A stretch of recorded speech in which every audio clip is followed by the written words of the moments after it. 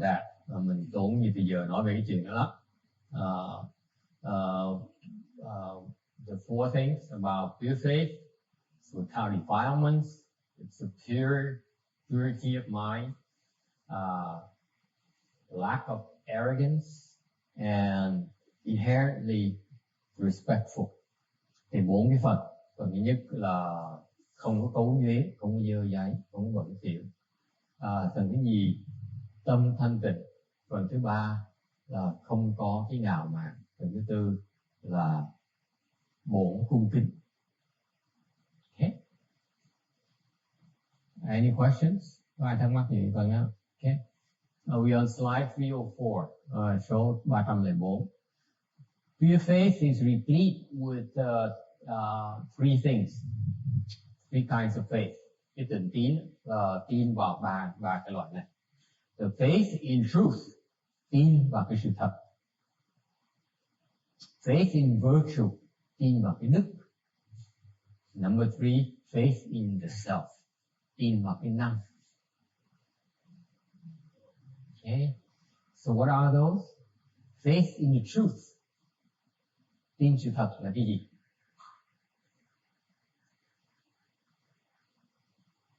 What is that? Ai biết tin sự thật là gì không? Is it my words? Phải lời tôi nói không? No, you don't want to trust my words. You want to trust the Buddha's word. Tin cái sự thật của Phật nói, tổ sư nói. And what about the truth? Okay. The truth, sự thật là gì? The truth, the Buddhist teaching is a teaching about the truth. Cái Phật giáo là cái dạy lý thuyết về sự thật. Okay, as compared to what? The untruth. So sánh cái sự thật với là cái sự không thật hả? Cái gì là không thật? What is the untruth? Anyone? It's Catholicism, it's Taoism, Brahmanism, you name it.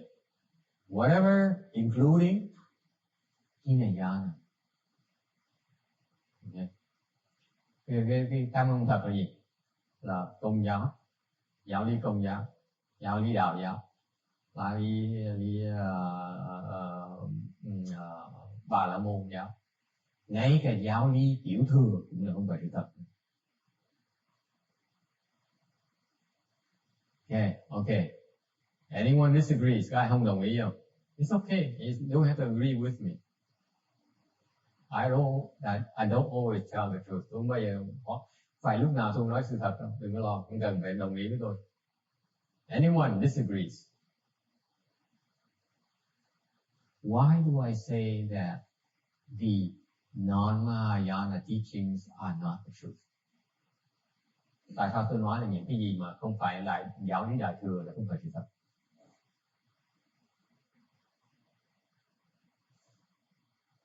Because Mahayana teachings is a teaching of the entire truth. It's everything. Cái giáo lý Đại thừa ngoài sự thật là tại vì cái sự thật mà giáo lý Đại thừa nó giảng ra, diễn tả ra là sự thật của tất cả. Còn những cái giáo lý của những cái tôn giáo khác đó, ngay tiểu thừa nữa, chỉ là một phần của sự thật thôi. In contrast, the teachings of the other religions, including Hinayana, is only a subset of that truth, of the entire picture. So that's why if you only see part of the picture, you cannot claim you see in the truth.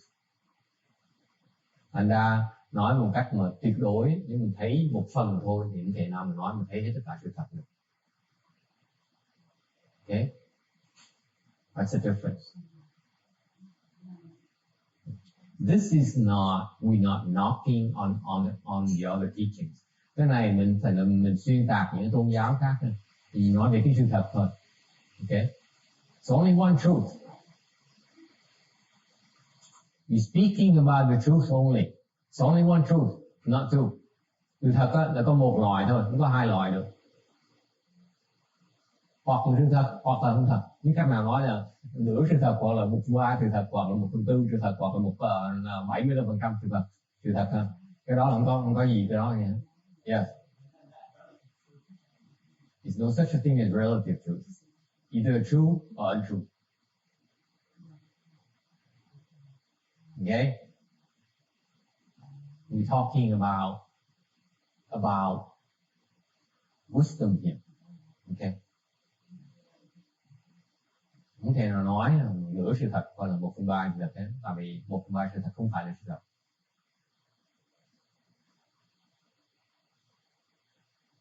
Okay? Any disagreement? Ai không đồng ý không? Why do we make a big deal out of it? Tại sao mình phân biệt làm gì? Để đụng chạm người ta hả? Để to piss off others? Or put them down? Or what? Why? Tại sao vậy?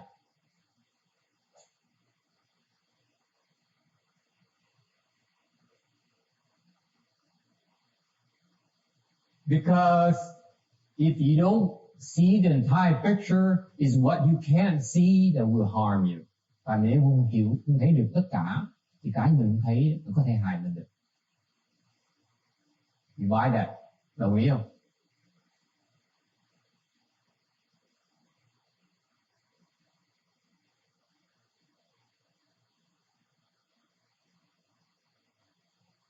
Okay, so we have total agreement. Ngày hoàn toàn đồng ý với nhau hết. Which is rare. Một chuyện rất lạ. Okay, so the important thing here about the truth is that we are on a path to seek understanding. Mình trong cái đường học đạo để làm gì? Để mình tìm hiểu, mình hiểu. Okay, nên hiểu gì? Muốn hiểu thì đi học cái hiểu một sự thật hoàn toàn tất cả, chứ đừng có học hiểu một phần thôi. So when you're seeking knowledge, you want to seek the entire knowledge. Do not be content with only part of the knowledge, part of the truth. Anh muốn biết một hiểu thì hết tất cả. Đừng có hiểu một lưng chừng xong rồi ngừng lại. Thì tôi đủ rồi. Ngày nay nghĩ mà hiểu vậy đủ rồi. Kiếp này là đủ rồi thôi, không cần hiểu thêm nữa. Okay. That's why we mentioned that. That's why I mentioned that be clear about in your mind. Okay, it's not meant to criticize anyone. Và rõ ràng trong tâm mình đó, mình nói vậy không phải để chỉ trích người khác hay là chê bai người khác. Nói cho rõ ràng là cái tâm mình đó. When we talk about faith and the truth is that the faith, nói về cái tín, về cái sự thật đó là gì? Mình tin vào là mình đang tìm cái sự thật tuyệt đối. You believe in the fact that you are seeking that absolute knowledge, not relative knowledge, not partial knowledge.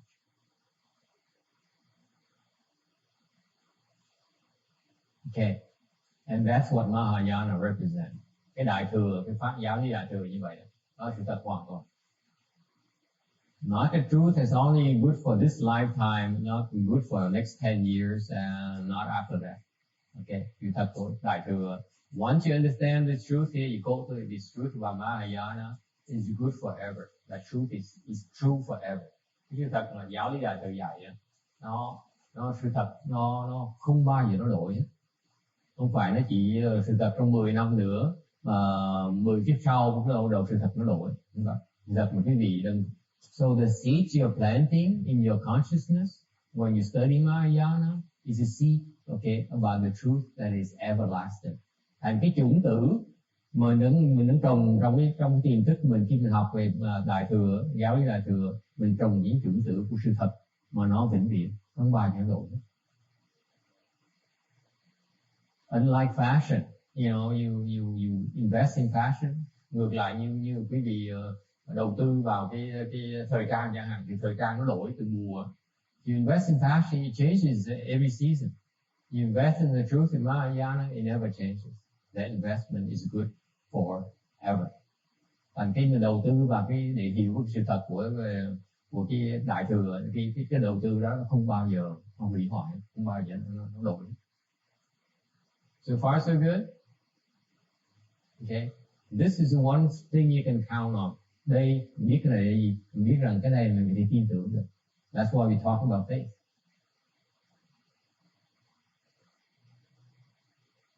Okay. Well, if whatever I tell you is true, nếu như cái gì ngày hôm nay mà tôi nói cái gì, giảng pháp cái gì mà nó có đúng, nó có nghĩa, it means that next lifetime, có nghĩa là lần sau mà mình có thể gặp nhau lại, học pháp với nhau lại, chung với nhau lại, I will tell you exactly the same thing. Tôi sẽ giảng cái gì lại, cũng là một sự thật như vậy, cũng hoàn toàn rồi.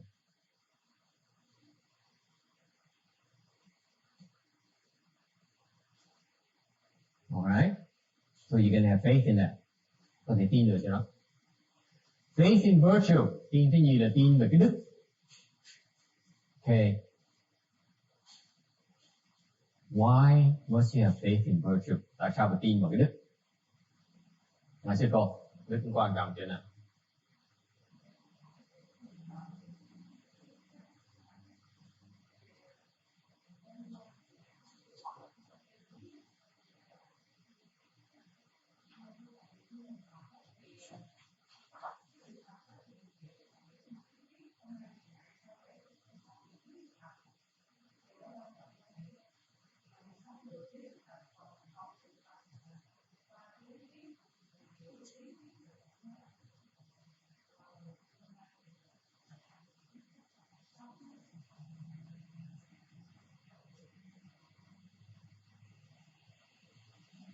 So one thing to talk about the truth, and what is the other is to live with the truth.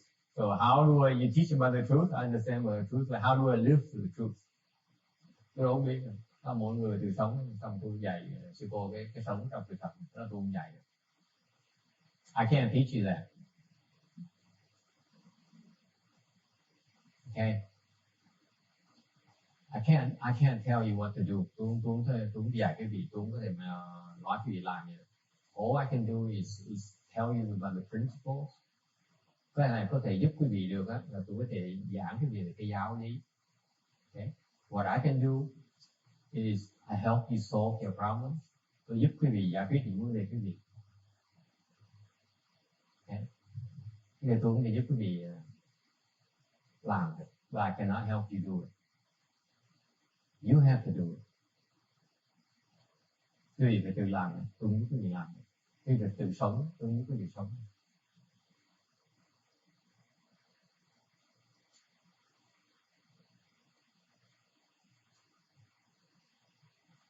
Question?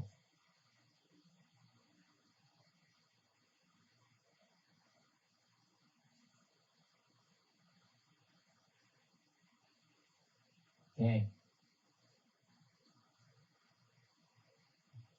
Đức. Tại sao đức? Why is virtue important? It's number two. Cái này cần cái gì? Phải tin với cái đức.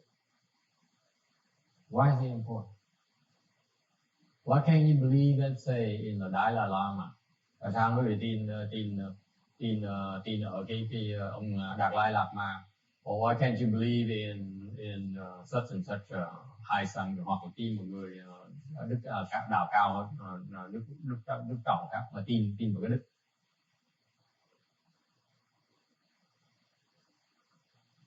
Question? Yes?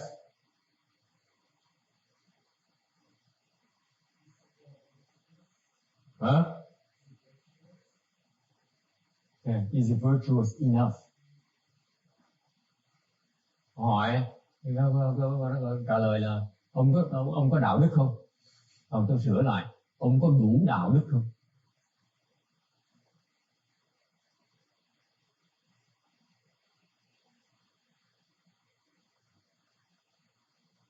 It's a difference. Okay? Nó khác với tí xíu, nó sai sách một tí xíu thôi à.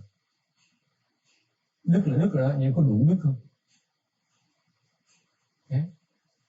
Because what you have faith in virtue here, tại vì cái chỗ quý vị tin ở cái đức này là đức gì? Tin, what you have faith in is the absolute virtue. Đây là cái đức tuyệt đối luôn. What is it? Cái đức này là đức gì?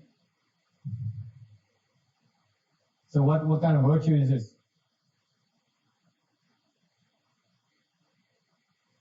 This is the kind of virtue that is purely good. Cái đức này nó hoàn toàn tốt, không có gì xấu ở trong đấy.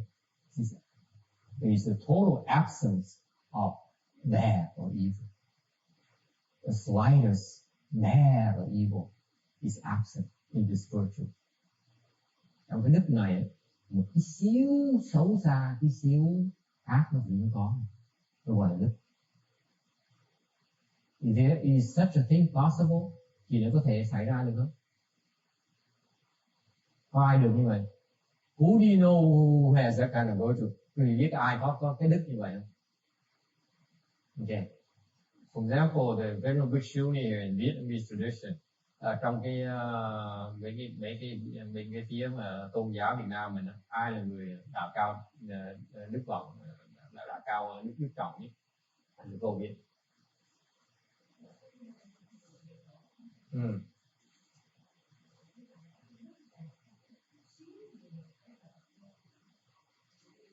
She can't think of anyone. Anyone else? Okay? Okay, folks. I rest my case right there. Đó là cái ý tôi muốn nói nào đó. Okay?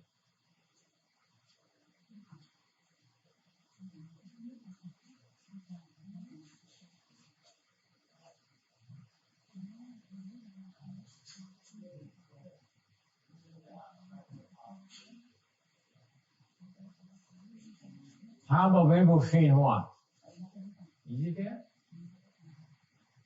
I'm leading. I'm not sparing anyone. I'm not afraid of anyone. I'm going to ask you, Elliot, how about Venerable Qing Hai? You, the monk you believe in? Tôi nghe vậy á, tôi thẳng hỏi cái gì? Cái ông Tiên Hóa sao cái gì ông Tiên Hóa nghĩ sao? I tell you one right now. Dalai Lama doesn't measure up. Right now. I will tell you that personally, he doesn't measure up. Tôi nói không, đối với tôi, với cá nhân tôi, Dalai Lama chưa đủ. Okay? Chưa đủ, còn thấp quá. I'm asking you now, since we're leaving no stones unturned, what about Venerable Qing Hai? Ông Tiên Hóa đó, cái gì nghĩ sao? Đúng không? Randy, your sư phụ. Yes. Is he there?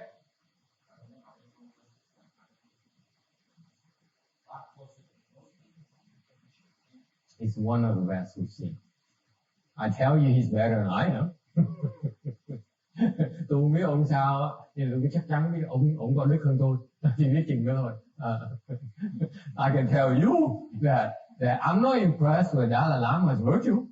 Tôi nói thiệt quý vị, tôi dám nói vì là tôi đối với đức ông Dalai Lama đối với tôi còn thấp quá đây.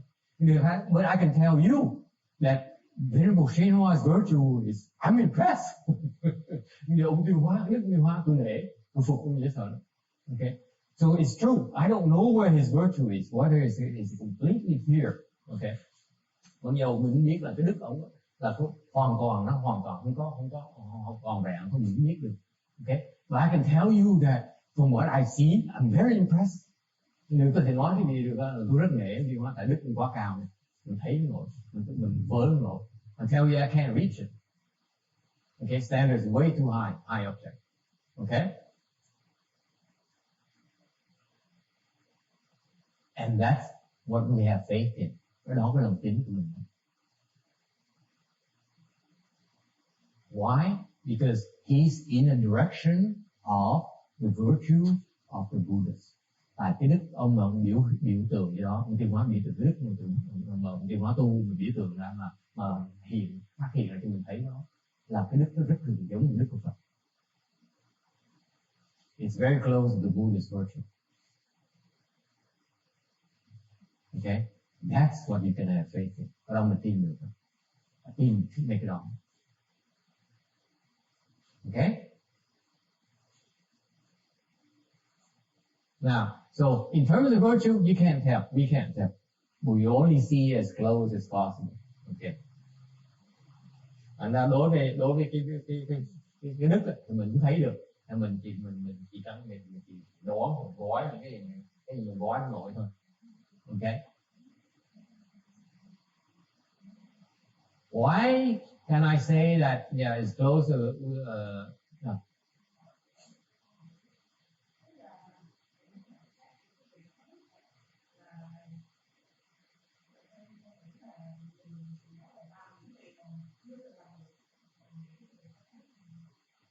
Không phải làm, mình làm những cái gì mà họ cái tốt của người ta, tốt cái độ mình tốt hơn mỗi như vậy. So you say so when I look at some virtuous one is he's doing the kind of things I can't. No, I'm not talking about doing the kind of things you can't. He's doing the kind of good things. He's that good. You cannot be that good. Okay? Ông tốt quá, mình tốt như ông không nổi nữa. Mới gọi là đức. Còn cái đức của mình còn tốt hơn người ta được thì đâu đáng làm thầy nữa. Okay? So his level of, in terms of virtue, the standards of goodness that he stands for, that he practices, much higher. Okay? Okay?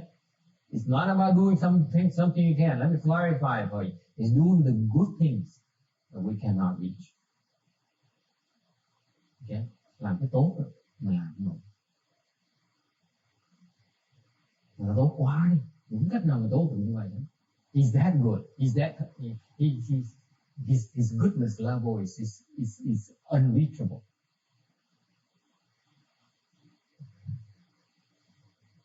Okay. Number 3, faith in self. Lần thứ 3 là tiến vào cái năng. Okay, now the English translation, this is about. Dịch ra tiếng Anh đó, nó mất cái ý nghĩa nhiều lắm. In Vietnamese or Chinese, it's a faith in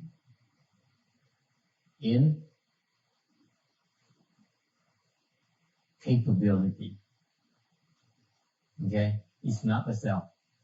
Cái năng á, okay, tiếng Anh nó dịch ra là cái ngã, tin vào cái ngã. Thì ra cái chữ chính của đại thừa mình là tin vào cái năng. Cái năng là cái gì? Năng là mình có thể làm được. You see there's a huge difference between the self versus the capability. Agree? What's the difference? For those of you who nodded your head.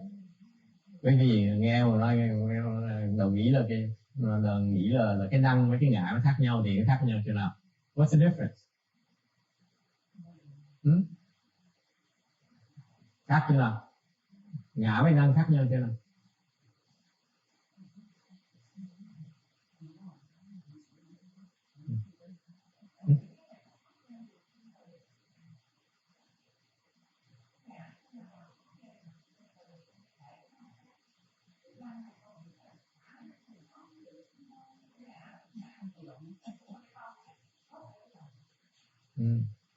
Okay, there's no difference. He says basically it's the self who's capable of doing it. Yeah.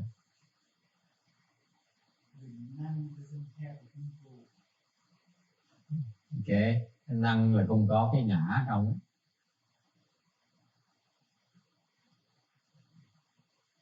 Anyone? So what is faith in? Vậy cái lòng tin là cái gì? Tin cái gì đây? So what is it? Is it a faith in the self or a faith in the capability? Mình tin cái gì? Tin cái ngã của mình hay tin cái năng lực của mình?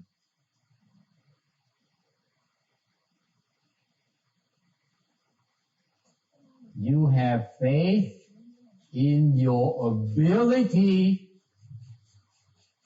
to reach the truth and to be virtuous.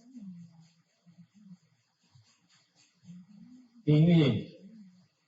Tin cái năng là gì? Mình tin mình có cái khả năng để mình đạt được cái sự thật tuyệt đối mà mình có thể tu được cái đức tuyệt đối luôn. tin mình làm được. It is critical, folks. This is why we cultivate. Cái là rất quan trọng khi vị hiểu như vậy. Okay. Vì hiểu rằng là mình tin là mình có thể đạt được cái đó. We have faith that we are capable of reaching it. We're capable of realizing that. Yes.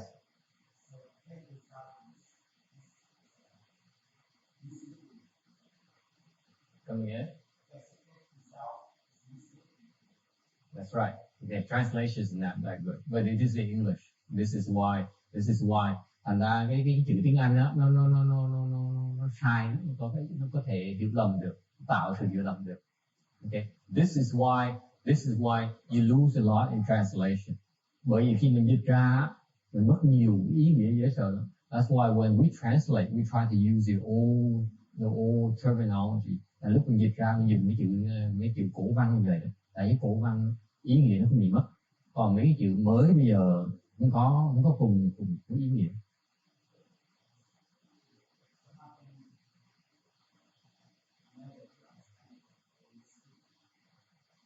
That's why they need someone to explain to them. This is why you go books not enough, or the people who don't understand Mahayana will not be able to explain this.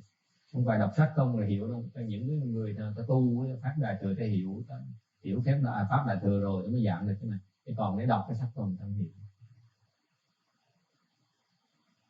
Okay. Why should you have faith in yourself or in your own capabilities? Tại sao quý vị phải tin vào cái năng của mình? Why is that?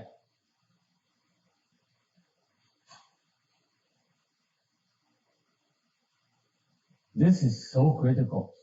I mean, this is a subtlety that justifies our cultivation. Okay. Cái này là cái mà tế gì mà làm cho mình hiểu tại sao mình cần tu.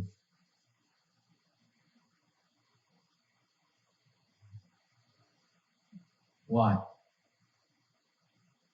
Okay. What capability of the self, which means capability. Cái mà năng mình nói này là cái gì? Good in nature. That's it.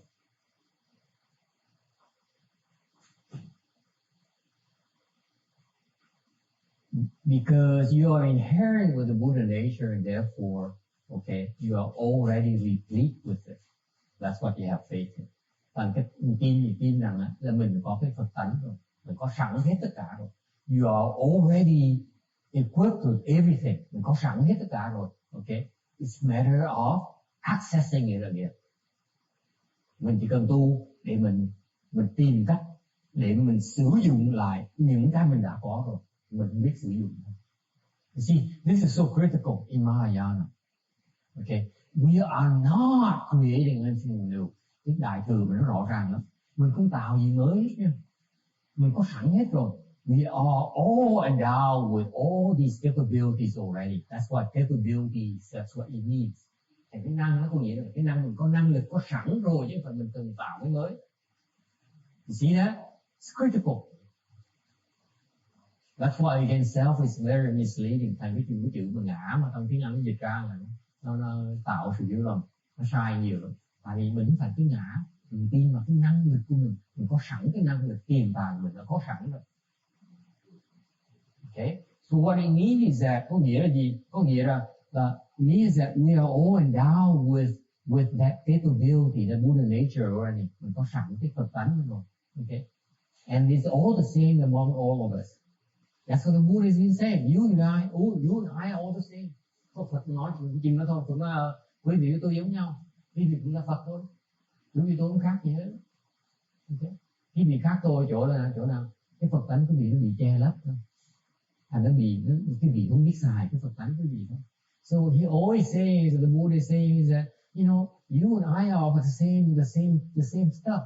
You just don't know how to use it. I know how to use it. You don't. That's all. And you better believe that.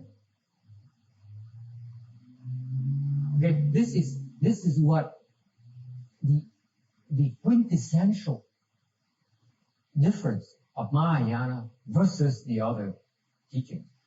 Cái này cái khác biệt giữa cái pháp đại thừa với những pháp tôn giáo khác vậy đó. Ngay cái tiểu thừa, including Hinayana doesn't have this. Ngay tiểu thừa không có nữa. You see?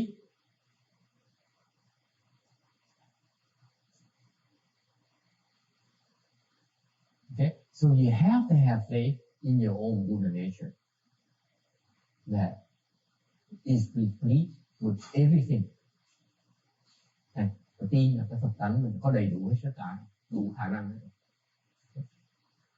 And cultivation is about recovering all those abilities. Okay. Thành ra tu là gì? Tu là mình tu luyện để mình lấy lại, thu hồi lại những cái mình đã không biết sao. That's all it means. Okay. So in other words, nói cách khác, what does it mean? It means you are guaranteed success. Nói cách khác là ông Phật nói rằng tôi cam đoan quý vị sẽ thành công trong việc tu hành của quý vị. Ông là người duy nhất mà dám nói như vậy. He's the only one mà có thể dám nói rằng là tôi cam đoan quý vị sẽ thành Phật như tôi. Dễ sợ không? Ai dạy được quý vị như vậy? Think about it. Who else dares teach you that? He's the only being, ông thầy duy nhất, who says, I guarantee you will be just like me. Dám nói rằng là quý vị tu đường tôi đi đây, quý vị sẽ giống như tôi, khác gì tôi.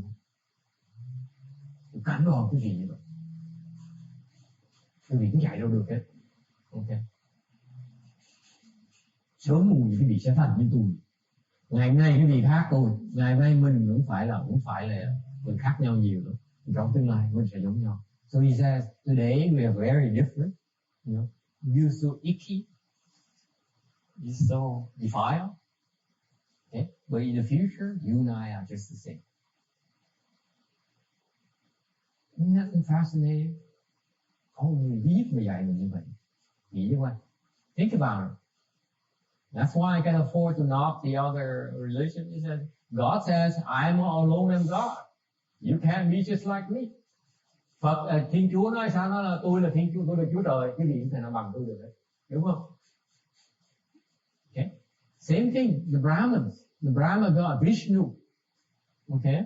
Or the other Indian deities. Hoặc là những cái bên tôn giáo, bên Ấn Độ giáo chẳng hạn. Nói, tôi là Vũ Trời. Quý vị chỉ tới phục vụ cho tôi, không cách nào bằng tôi được. Right?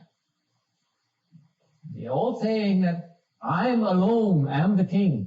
You have to serve me. Okay? I'm the best. Only the Buddha says, we are of the same thing. Okay? Cái Phật mới nói là quý vị tôi giống nhau. Okay? That is what to me makes Mahayana so fascinating. Bởi vì đối với cá nhân tôi thấy cái pháp đại thừa nó rất là mê ly rùng rợn luôn. Tôi thấy nó hay quá. It's so fascinating to me because I look at myself and say, no, I'm nowhere near the Buddha. He says, I'm a man, the same thing. Am I that good? Mình thấy Phật tới đó, mình nhìn mặt mình biết á, mình là bầy nhầy, mình đủ thứ là gọi là bầy nhầy trong người mình. Ok, mà Phật dám nhìn mặt mình nói này, ông với tôi là giống nhau. Thế có nghĩa là mình hay như vậy hả? Mình hay đến độ như vậy hả? Ok, isn't it fascinating? Huh? How is it possible? Ok, quý vị nghĩ chứ coi, có gì nó có lý thú hơn hay gì đó không? Is anything more fascinating than that? Discovering by yourself. Cái gì lý thú hơn là từ kia khám phá ra. See, people, the scientists, the smart people, they say, oh, let me explore empty space, let me conquer the moon, let me colonize Mars, let me go to Neptune, let me go to the next galaxy, or let me go like Captain Kirk where no man has been before. Chẳng hạn như người bằng khoa học gia, mấy người đó học có trí giả, ta nói để tôi chinh phục hư không, để tôi đi qua hành tinh khác, hoặc để tôi qua cái chinh phục một thế giới khác. Okay. To them it's the aspiration. Okay. How would that compare against discovering, conquering yourself? Okay. The perfecting of yourself. Because the difference is that all those are external seeking, whereas Mahayana we seek inside. Thành mấy cái đó là mình tìm cầu gì, mình tìm cầu ở ngoài, mình chinh phục cái thế giới bên ngoài. Còn đại thừa mình chinh phục cái thế giới ở trong của mình. Mahayana we conquer our own world. Okay? The self-discovering is limitless. Khi mình khám phá được trong cái thế giới của mình, cái sự khám phá đó nó vô tận. That's what's so fascinating about Mahayana. Bởi vì tôi thấy cái đại thừa nó thích thú điều đó.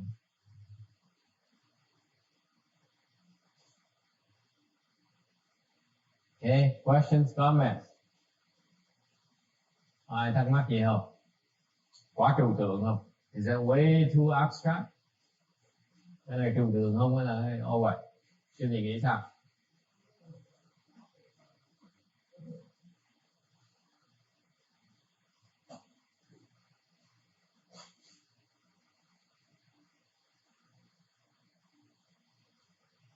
That's why you need to have faith in yourself. You are that wonderful. You are that marvelous.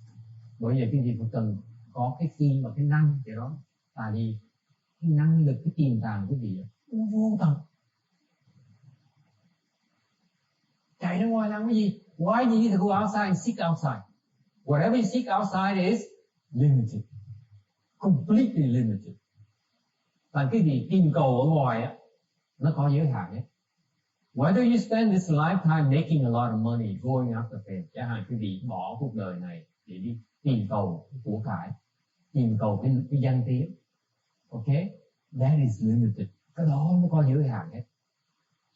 Okay. This morning we talk about Ted Kennedy. Buổi sáng mình nói với gia đình Kennedy. Okay. What are they after? They're after the presidency. Okay. Họ mục tiêu họ làm gì? Làm công tốt. It's the cầu ngoài, external seeking. Okay. If you seek anything beyond other than yourself or your capability, you are seeking outside. Quý vị đang truy cầu cái gì ngoài ra cái năng lực của mình đó, là đều truy cầu bên ngoài, bên ngoài hết. Thì why nè? Có đồng ý không? Yeah. Okay, she agrees. Okay. She's in good mood today. The very Shuni is in good mood today. She is very agreeable this afternoon. Chứ cô ngày hôm nay có chắc buổi trưa ăn cái gì ngon lắm, thành ra ngày nay rất là thoải mái, đồng ý, gì nói cũng đồng ý. She agrees with everything I say today. Từ sáng bây giờ, since morning to afternoon, she agrees with everything. Yeah. Do I seek outside? Me personally? Because he says, sometimes you seek outside. He says, oh. I worried. He said, oh, what did he see that I know? Yeah. Yeah. But that's what we do. You see, thỉnh thoảng mình kiếm bên ngoài. But that's what our life is about. Cái gì nghĩ cho cuộc đời mình như vậy, mình kiếm truy cầu bên ngoài. Okay? Isn't that true? Quý vị đồng ý gọi là cuộc đời mình, cuộc sống mình đi truy cầu về vật bên ngoài hả? Isn't that true? Aren't we after love? Is that a thing called love? Không phải vì mình đang truy cầu cái tình yêu hả? Đúng không? Not true. Anyone not seeking after love? Có ai không truy cầu về tình yêu không? Down. Có ai không truy cầu tình yêu không? Hả? Quý bạn bên này, they don't count, they dishonest. Tôi đàn ông này nó hoàn toàn không thành thật. Quý sư cô, quý bà nghĩ sao? Có ai không truy cầu tình yêu không? See, they're truthful. They know better. This is what makes them so attractive. Why do you think women are so attractive? Cái gì bởi quý bà cái cô là truy cầu tình yêu bởi vì ông mới mê quý bà. You see, if they weren't chasing after love, we wouldn't be in love with them. Trust me.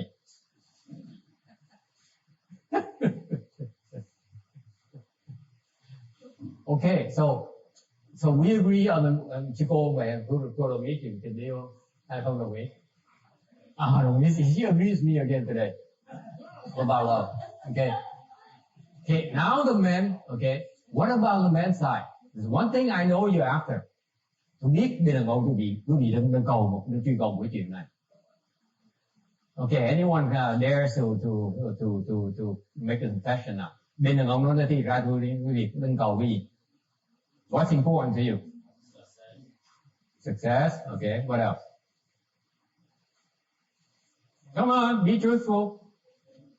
Fame. Okay, what else? Power.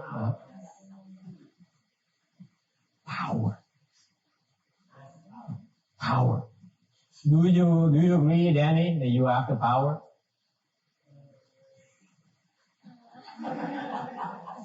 Let me think about it. Let you think about it. How about the rest of you? You agree you have the power? Huh? Huang agrees. Jimmy, of course. Randy is a power freak. He's a control freak. Don't believe it. I don't buy that. Randy nói là ông không truy cầu quyền lực. Tôi nói ông đó là ông mê quyền lực dễ sợ lắm. What about you, the little Ryan? And you have the power too? Power through money. Money is power. Money is a form of power. Okay.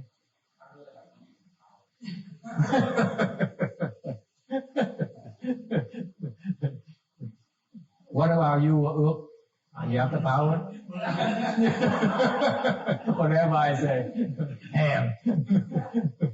Okay, back to you now, Danny. I'm going full circle. Are you have the power? Yeah. My favorite student. Nhà học trò lưng của tôi đó, nó nói nó theo trình độ thôi. I don't believe that. Didn't you want to go back to school so that you make more money and have more power?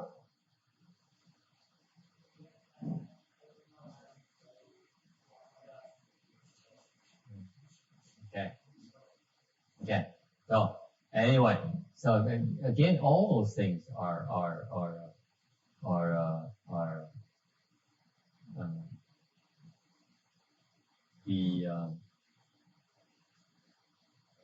what is power? Quyền lực là gì?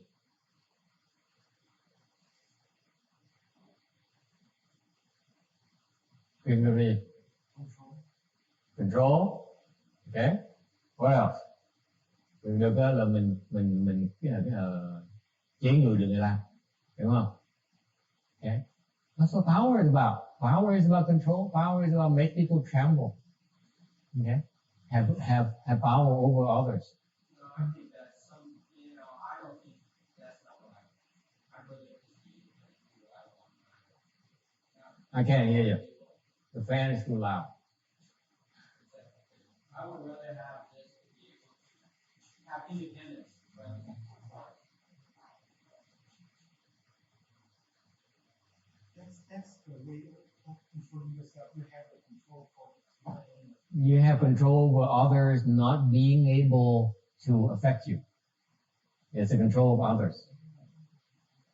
It's a really roundabout way of saying it. When you say you control, I think people in politics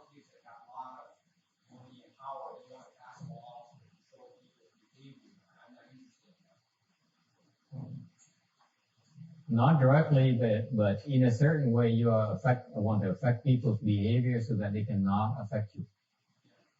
Okay, so it's a form of control.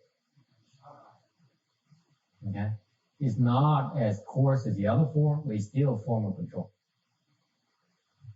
Okay, ông nói là tôi muốn giống như bên mấy người bên West Politics in Vietnamese, làm chính trị gia đó, người ta làm cái mục tiêu người ta là để chế ngự những người khác. Còn tôi không muốn làm như vậy, tôi chỉ muốn được yên thân thôi. Tôi trả lời là yên thân, tức với cách khác là mình muốn có cái cách để mà mình làm người ta không tới làm phiền mình được. Cái đó là một cái loại chế ngự người ta. Ok, không khác nhé. Nó tế nhị hơn tí, nó không thô như cái kia thôi. Vẫn là loài muốn chủ động, muốn chế ngự người ta. Ok, the lack of what's the opposite of that? Ngược lại là sao? Anything goes. Ngược lại là sao? Nếu mình không chế người ta sao? Có nghĩa là sao? Làm gì cũng được. Không cần. Don't care. Okay? That is true power. Cái đó mới thực sự mới là quyền lực. Mình có quyền rồi, người ta không làm gì được mình hết. Because you're so powerful that there's nothing they can do to you. But that is not detachment. That's not detachment. It's a detachment. That's detachment. That is detachment. You're no longer attached to what others can have on you, have power over you. That's true power right there. Cái quyền lực mình tối cao là sao? Mình xả thôi, mình không cần quyền lực, thành người ta không làm gì được mình hết. Mình không cần cái quyền đó luôn, mới gọi là đại quyền lực. You are so powerful that they cannot do anything to you.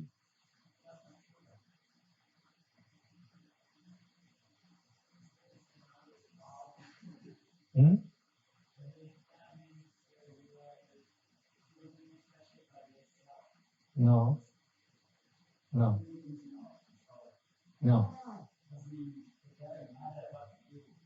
You are not affected by what others do to you. The reason you need power because you need control what others can do to you. Lý do quý vị cần quyền lực đó, là tại vì quý vị muốn có cái sự chủ động của những người ta làm gì đối với mình. Mình cần quyền để mình cấm người ta làm những chuyện mình thích. That's why you need the power to prevent from doing the things you do not like them to do to you. Okay? Whereas, so the true power is nothing they can do that can affect you in one way or the other. That's it. It's true power. That is true power. No longer depend on others. Cái quyền lực của thiệt sự mình là khi mình không bất cứ ta làm gì cũng thể ảnh hưởng được, mới đó gọi là quyền lực thiệt. Okay. Any question? Thắc mắc nhiều. So we again faith. Cái tin đó nó có 3 loại. So we have faith is complete with the truth, faith in truth and virtue, and in your own Buddha nature. Thành ra cái là tin là nó phải có đầy đủ 3 cái thành phần khác nhau. Tin về cái sự Phật, có một cái gọi là sự Phật tuyệt đối. Tin vào cái đức, có một gọi là cái tốt, hoàn toàn nó tốt, không có gì xấu ở trong. Tin vào cái khả năng của mình, tin vào cái Phật tánh, mình có đầy đủ hết rồi, mình không cần chạy được đâu hết. The faith, finally faith in your own capability, your own Buddha nature. You don't need to go outside. You do not need to go seeking outside. Nói khác, quý vị không cần ra ngoài, chạy ra ngoài để tập tìm cầu. Question, comment, ai thắc mắc gì không? That is wisdom. Cái đó gọi là cái huệ.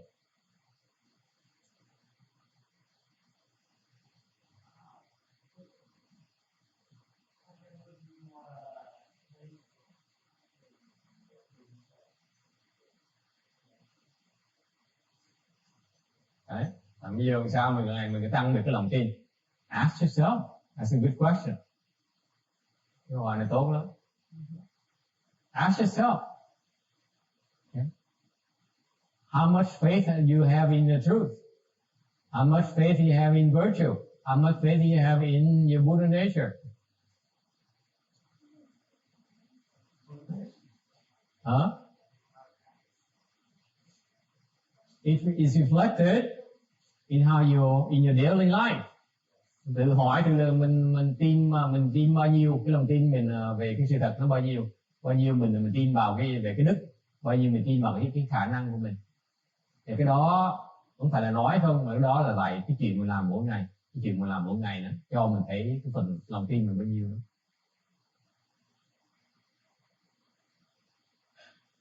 Your daily life reflects the proportion of your faith in those three things, or your pure faith. Cái cuộc sống mình mỗi ngày đó nó cho mình thấy được cái lòng tin mình nó là sao về ba cái phần này. Questions, comments?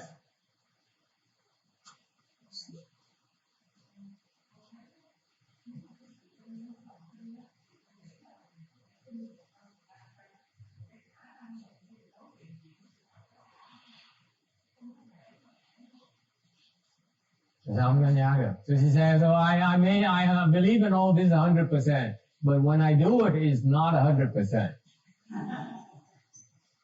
Sounds familiar? Nói nghe hơi quen, tôi cũng giống như vậy. tôi tin 100% dễ lắm. Tôi làm không tới được 100%, đúng không? Tại sao sẽ không phải khác người khác? Ai cũng vậy thôi. Nhìn liên quan có ai khác sẽ vô? Just look around. You're no different than anyone else. Yeah, it's okay. We believe all of these, but it's just the doing part that's kind of difficult. So what does it mean? So you really don't believe 100%, do you? Có nghĩa là sao? Hoàn toàn vì không tin 100%. Chưa đủ. Ta đừng có nói tôi là tin 100% tôi làm không được. So don't tell me you really believe 100%, but you can't do 100%. It really means that you do not believe 100%. Đừng nói tôi tin 100% thì tôi làm mới có 30% mà. Thực ra là cái gì mới tin 30%, chứ không phải tin 100%. You agree with that? Okay, the time for saying is time for doing. Vậy có lúc mình nói, lúc mình phải làm. Cái làm á, nó lòi ra cái nói, cái sự thật của mình. Chứ còn cái nói á, nó dễ lắm, ai nói cũng được. So that's where things are. Talk is cheap. It's about doing.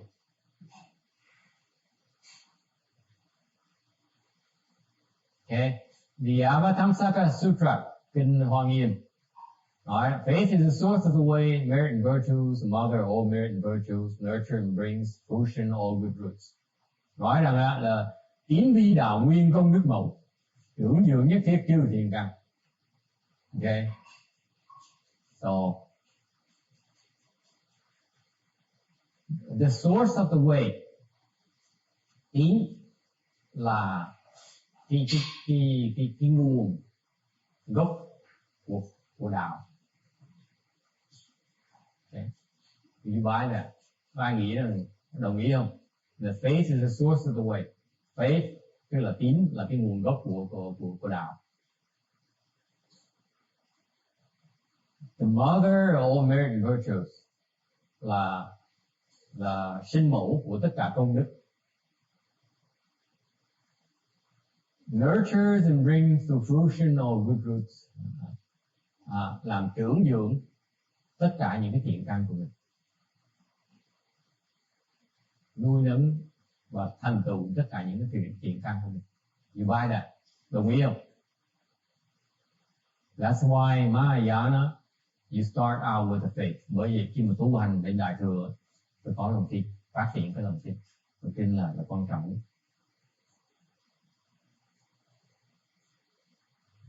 Questions, comments?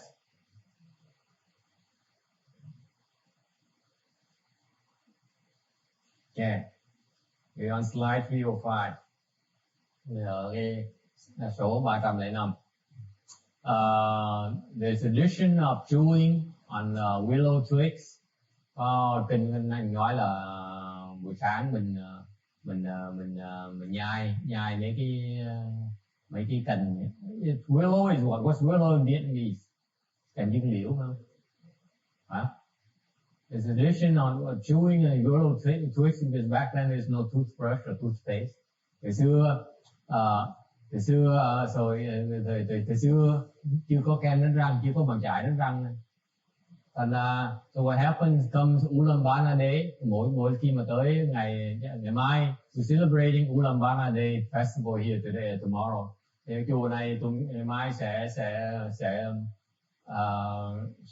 có cái lễ Vu Lan. Okay, so come Ulaanbaatar Day, back then people would bring willow twigs and put them on the table. Thành tới Vu Lan từ xưa mà chưa có bàn chải đánh răng, người ta hái cái cành dương liễu đặt lên cái bàn đó. Ngày Vu Lan cúng cành dương liễu. So on Ulaanbaatar Day they would offer willow twigs instead of toothbrushes and toothpaste. Hồi xưa ta cúng cành dương liễu thay vì ta cúng bàn chải đánh răng với là kem đánh răng. Okay. The reason I say that, lý do tôi nói đó là tại vì someone asked me, email me and asked me about what to bring to the temple is offering Ulaanbaatar Day. Vì có người hỏi tôi là email tôi hỏi tôi là ngày Vu Lan phải đem gì tới cúng chùa. Okay. Họ sợ đem tới mà tại cái ý nghĩa Vu Lan là cúng những cái đồ gì mà mình cần. Tăng già cần thiết, những người tu hành cần thiết. Okay. So the idea of the Ulaanbaatar offering is that you offer things that they are needed by the Sanghas in their daily life. Okay. And therefore, you try to bring the things that you think they need. And mình cố gắng đem tới cúng những cái đồ gì. But then this person asked me, but you know, what if I bring things that you don't need? Là như là hỏi buổi chứ đợi ngày mai đem những đồ tới mà cúng mình cái đồ mà thầy cô mà mình không cần thì sao? Okay. So I said, yeah, it happens a lot every year. Mỗi năm chuyện nó xảy ra. Once I was at a temple, lần ở cái chùa kia, there's a person who was into the business of selling sweatshirts. Có cái người kia chuyên môn ta bán mấy cái sweatshirts. Những mấy sweatshirt rộng thùng thình mà ấm lắm. Mỗi bên xứ lạnh nó thích mặc những cái đó. And she had a bunch of them. She have a few hundred of them of the wrong color. Có mấy trăm cái sweatshirt mà cái màu nó hơi mất không hợp thời một tí. So she came to the temple and brought, you know, truckloads of those sweatshirts to the temple. Thành ra bà đó mới có ý kiến rất là hay. Because she cannot unload those things, so she would offer it to Triple Jewel. Rồi bà nghĩ bà bán được nữa, thành bà chẳng là bà cúng đi, thành vì tí mấy cái áo đó, bà tới bà cúng cho chùa, thành cái không đỡ tổn phước. So bà lái tới bà chở mấy xe truck tới, chở toàn mấy cái áo đó không, khép đầy chùa hết. You know what happened? Chuyện gì xảy ra không? What happened? What do you think the manager, ông thầy mà chùa quý vị nghĩ phản ứng ra sao? What do you think his reaction? Danny, what do you think how would you react? Hả? He refused, ông từ chối. Anyone? Ai nghĩ có bị đoán thế không? Đoán thử cho coi cái gì thông minh chừng nào. Hả? Accept only a few, refuse all of them, the rest of them, okay? Who else? Không có nhận. Accept them all. Okay. Ngọc nghĩ sao? Có nhận không? Cái màu nó lạ lắm, màu mặc cũng được. Người trong nhà mặc cũng được. The color is weird. Even level people have a hard time wearing. Would you accept it? Huh, Randy?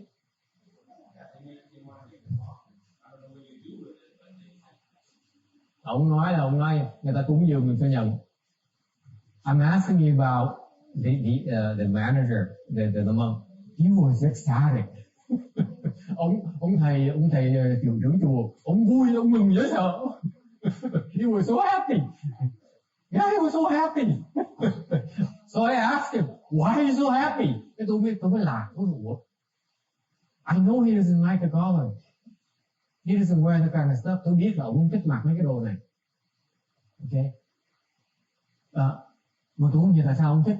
So I asked, tôi mới hỏi ông, vậy thưa thầy, tại sao thầy thích kiểu như thầy? Thầy thích nhận cái này, với cái áo này là như thầy. He says, so I asked him, why are you so happy masturbating Buddha? Why are you so happy with these sweatshirts? You know what he said? Biết ông nói sao? I can send them all to the city 10,000 Buddhas.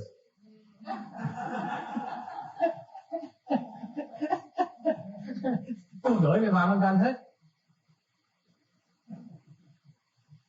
They complain I don't ever give them anything. Họ cái tăng thì tôi không gửi gì cho chú, mà gửi về cái chùa hết, tôi gửi hết áo cho họ.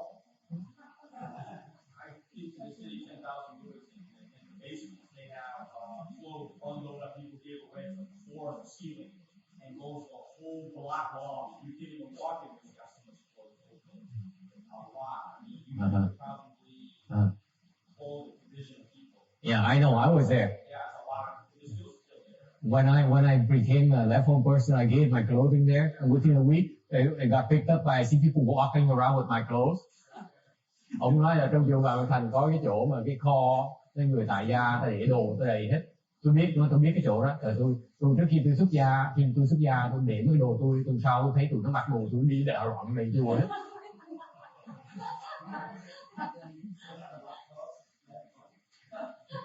Yeah, I used to wear, I used to wear fancy clothes, and I allowed it, and it was picked up just like that, and people walk around proudly, so, oh, such a good clothes.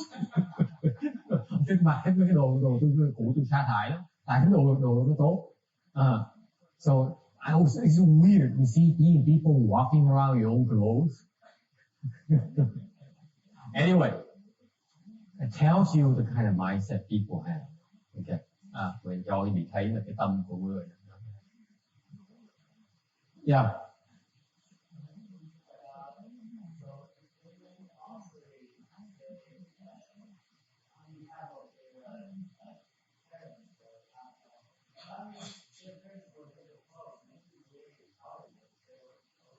Yeah, and they probably won't like it either. Ông hỏi thì chứ bây giờ nếu mà cúng Như Lai như vậy thì có nghĩa là tổ tiên là con sẽ được mấy áo quần. Được chứ, nhưng ông thích mấy cái áo quần chắc chắn là ông thích rồi, nhưng thì tôi không thích thì họ cũng thích được. We some of us don't like them. I can assure you, your ancestors will not like them either.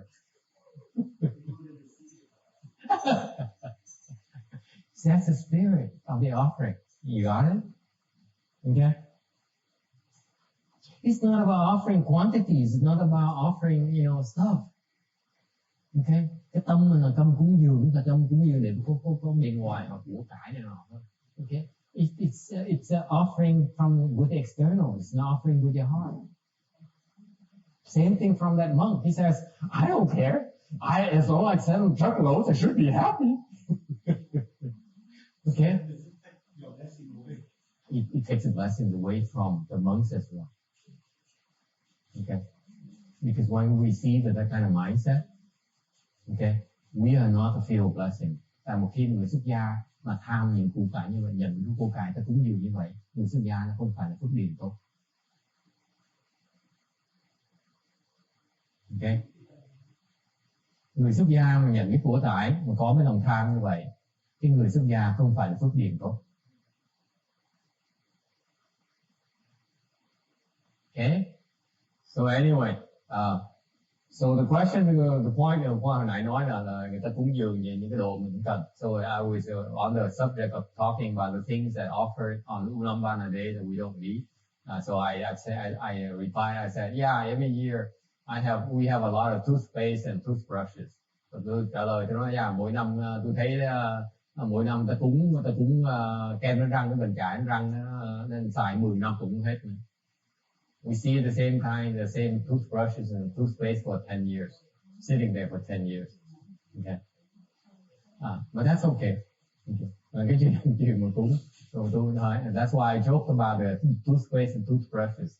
because the level people, at least where I came from, they are very they felt strongly against it. Cái chùa trước tôi ở họ khó chịu về cái chuyện đó. Cái năm nào cũng bị cúng to bằng chải răng nó kem lên răng không. Okay, this is not meant to say you should not bring toothbrush and toothpaste tomorrow. Okay, đây không có nghĩa là tôi nhắc khéo vì ngày mai đừng có đem tới nha. Okay, đừng có hiểu lầm về tội như tôi á. Đem gì cúng thì cúng đấy thôi, đừng có lo nhé. Okay, don't worry about it. Whatever you want to bring is okay. Okay, it's not about the physical things that we actually need. Cái đây cúng dường là cúng những cái đồ mình ta cần mới cúng được thôi. It's not about you can only bring the things we need and the things we don't need, don't bring it, please. Okay, đây phải là cúng Vu Lan, phải là tôi phải nói cái gì đó, biết là những cái đồ tôi cần thì đem tới, còn cái đồ tôi không cần thì đem tới. Cái đó không phải ý nghĩa của Vu Lan nha. Ý nghĩa Vu Lan có nghĩa là cái gì đem tới những cái đồ cái gì chúng tôi cần. The meaning of the gift Ulaanbaatar is that you bring the things to the temple you think the temple needs. That's the mindset behind it, not the specific things that only the temple needs. Không có nghĩa là mình chỉ đem những đồ mình chùa cần thôi, đừng đem cái đồ khác. That's wrong. Okay. If you bring the things you feel that we need, that's good enough. Okay. If you feel that we don't need anything, don't bring anything. Ngược lại nếu quý vị nghĩ là chùa không cần biết, chùa giàu quá. For example, you walk to a big temple and have so much money, drive around Mercedes and so on, and say, I don't need anything, don't bring anything. Cái gì tới cái chùa thấy ta giàu có, lái xe thầy, thấy mấy thầy mấy cô lái xe ngon là Mercedes, BMW không, người chắc họ giàu quá, không cần tiền mình đâu, không cần cũng dừng, đừng có, không sao đâu. Okay, perfectly okay.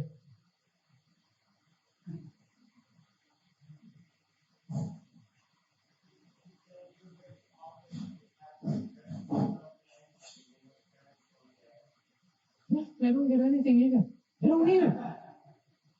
Hỏi vậy tổ tiên được chứ, thì tổ tiên đâu có cần đâu mà. Người gì cũng không cần luôn. That's the case where your ancestors need nothing either. Tổ tiên mình cũng giàu vậy. Just like the monks and nuns, they're all rich. Don't need anything. It's okay.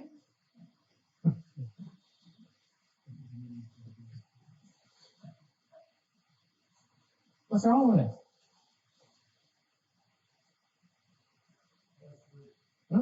They're perfect, happy, perfectly complacent. Yeah. Anyway, going back to the sutra lecture here. Trở lại về cái vấn đề giảng kinh này. We got sidetracked about willow twigs. Mình bị mấy cành dương liễu nó làm mình lạc đường, lạc đề tài đấy. So why did people chew on willow twigs? Hồi xưa ta khao ta nhai, cái thầy mấy cô ta nhai mấy cái cành dương liễu. Because it expel wind. Tại vì nó trừ phong, trừ gió, trừ bình đó. Expel heat, trừ nhiệt. Clear the mouth, làm cái miệng mình sạch. Improve digestion, làm dễ tiêu hóa. Clear the eyes, mắt nó sáng ra. Ok, vì vậy từ xưa cái nhai cái nhiên liệu nó lợi cho đó. So you get all those benefits that you used to have when by chewing the willow twigs, and you no longer have by brushing your teeth with toothbrush and toothpaste nowadays. Okay, so who says it's progress? Cái gì nghĩ là cái văn niên nó có lợi không? Nó đủ thất, mất biết bao nhiêu cái lợi. Đánh răng bây giờ cái thời buổi này nó răng với bằng chải, nó răng không có lợi như lúc trước nữa. Okay, yes.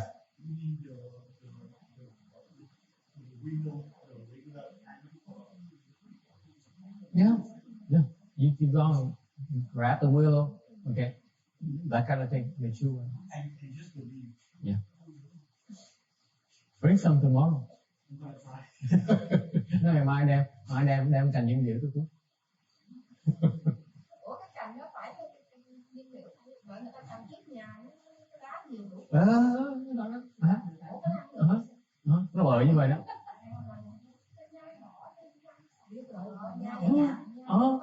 Nó lợi như vậy đó. Now, see why you have to go to the supermarket and buy toothbrush and toothpaste. Quý vị nghĩ coi, sao phải ra ngoài thì siêu thị mua bằng giải răng, mua kem răng gì, mai ra cái cành để thứ ba nó lợi hơn nhiều.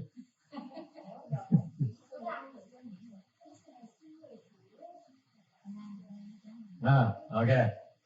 Question. See that, Danny? You don't need to go to the kitchen and cook anything. Just go and grab, a willow twig. This is chewing, right? Only chewing, not swallowing. Chewing, nhai.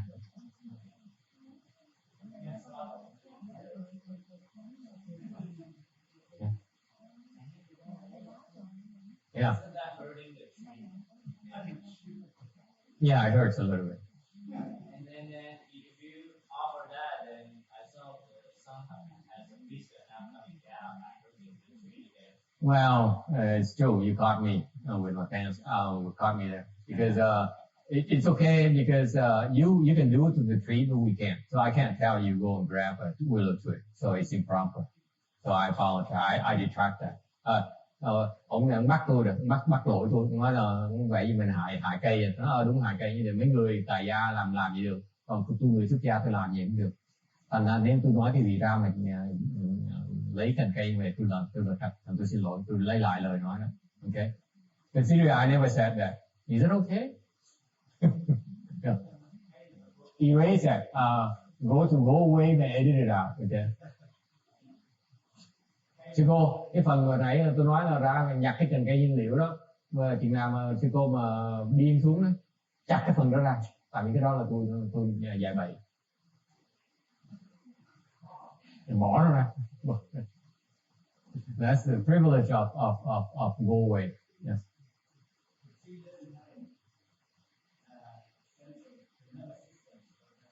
Yes, it does. Nó có life force. Cây. Ông này bắt bẻ tôi nói là cái cây nó đâu có cảm giác đâu, thằng đâu có sao đâu. Okay, that's because he doesn't know, does he? Okay, ông nói cái này cây là loài không có tình cảm, không có hữu tình, thành ra không sao, thành ra đâu có sao đâu. What do you think? He doesn't know, does he? This gentleman here, by the way, he's from San Diego. It's considered the outside D&D. Cương biên mà. He's from người này từ San Diego tới cách đây 2 tiếng đồng hồ luôn. In the Lake Elsinore, same thing, right? Consider also. The farlands, cái tụi mà, you see, từ xưa, cái hai cặp vợ chồng nó cũng từ lấy cái Elsinore cũng, it's 2 hours, right? San Diego 2 hours, right? 2.5 hours, they're 2 hours, so 2 hours, anything over 2 hours to me is considered, considered savage land. Từ xưa cái nó rõ ràng lắm, tại vì ông hò này từ 2 tiếng rưỡi, người thì mấy ngày 2 tiếng, gì mà trên 2 tiếng đối với tôi là cái quả biên cương hết. Từ xưa mình giảng tin rõ ràng lắm, Phật nói mà có cái tù nó ở biên cương, nó không có Phật pháp thôi. The people who live in far out lands, they have no Buddha Dharma. That's why they don't know. Yeah.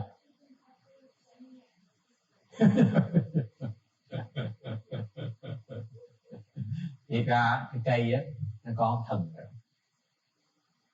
Mấy cây đều có thần, quỷ thần ở, hoặc quỷ hoặc thần. So all the trees have ghosts and spirits dwelling on the trees. That's the houses. Huh? Eat what? The trees? No, they don't eat the trees. They live there. They live there. Ở trên cây ấy, nhà họ đó. You see,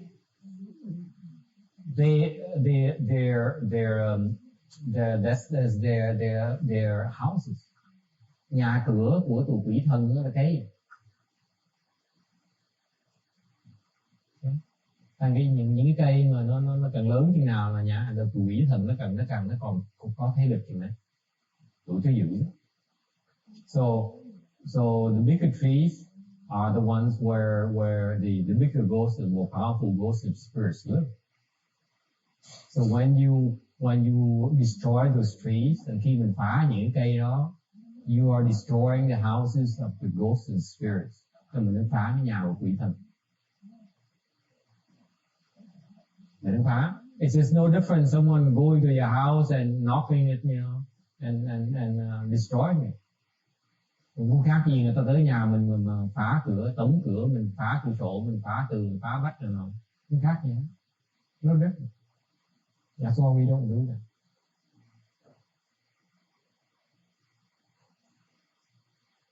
See, far away lands, people don't know about these things.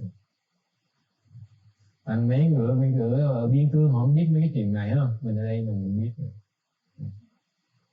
So we in the mainlands, we don't destroy trees and stuff like that. Và mấy người mà ta biết ta phá cây, ta kỳ phá cây. They're you know, like we have leftfold people have a precept against even touching trees. Những người xuất gia mình đâu có đụng cây được. You know, like we don't dare walk on the grass even. Dạ như mình không đi trên cỏ nữa. Mình né luôn rồi. Okay? Because we don't want to damage the houses of the ghosts. Phải không muốn phá nhà quỷ. Okay? Questions? Okay. Next, 306. Số 306. You keep on hearing about this receive and uphold sutra. Nghe chuyện thọ trì kinh điển nhiều lắm. Okay. So today we talk about it to clarify the concept because it really bothered me. Hồi tôi học, đầu học Phật pháp, cái chuyện thọ trì nó làm tôi khó chịu. Tôi không hiểu thọ là gì, mà không hiểu trì là gì. I didn't understand what receive and upholding mean. No one explained it to me either. It seems like such a trivial concept that, you know, there's no need for explanation. Có vẻ như là quý vị pháp sư nghĩ chắc là cái thọ trì là cái quan niệm rất là giản dị, thành không cần giảng.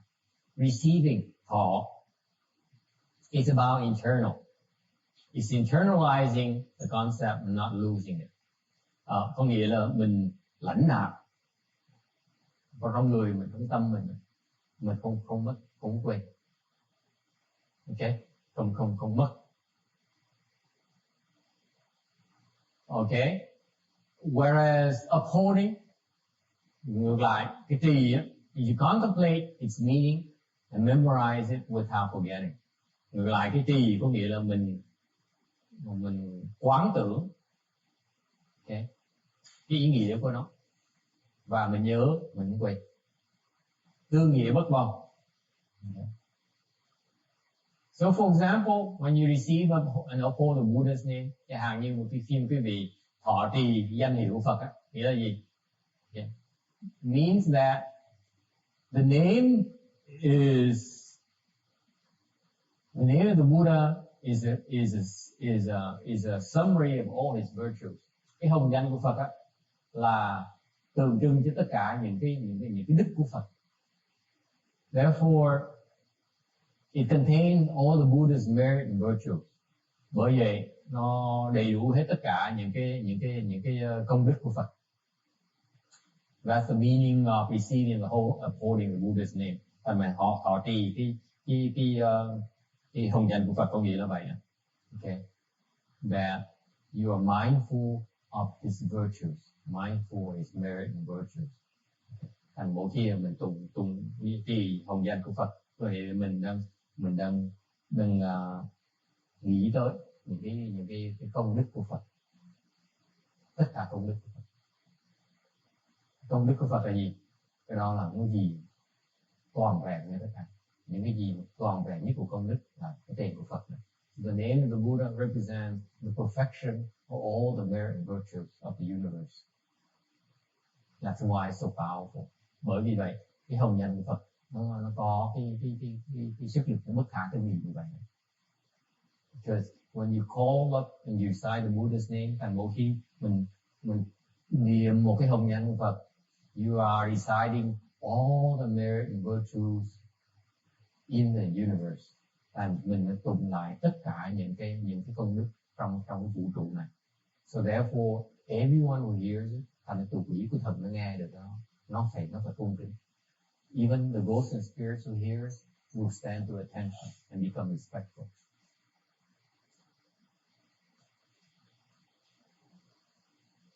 Okay? Questions? Yeah. I can't hear you. Are we still reciting the Buddha's name what? While I'm lecturing? While I'm lecturing, am I reciting Buddha's name? Am I? Is that a question me? Or are you reciting Buddha's name? No, I'm not. Okay. Hỏi là thầy đang giảng kinh mà thầy có đừng niệm Phật không? No, I'm not. Why is that? Tại sao vậy? Huh? Because I want to teach you single-mindedness. Tôi muốn dạy quý vị nhất tâm thôi. You put your mind to doing one thing at a time. Okay? If I'm at your level, you need to learn about single-mindedness. Tới trình độ quý vị, okay? Quý vị phải biết tâm. Làm gì? Làm cái thôi. That you need to learn first. What? It's not good multitask. Yeah.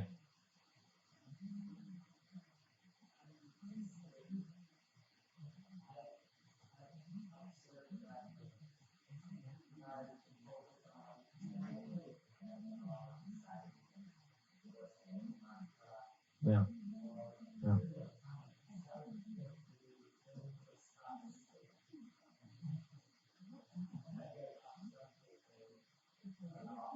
Yeah. Then go back to Buddha's name. So you realize then go back to Buddha's name.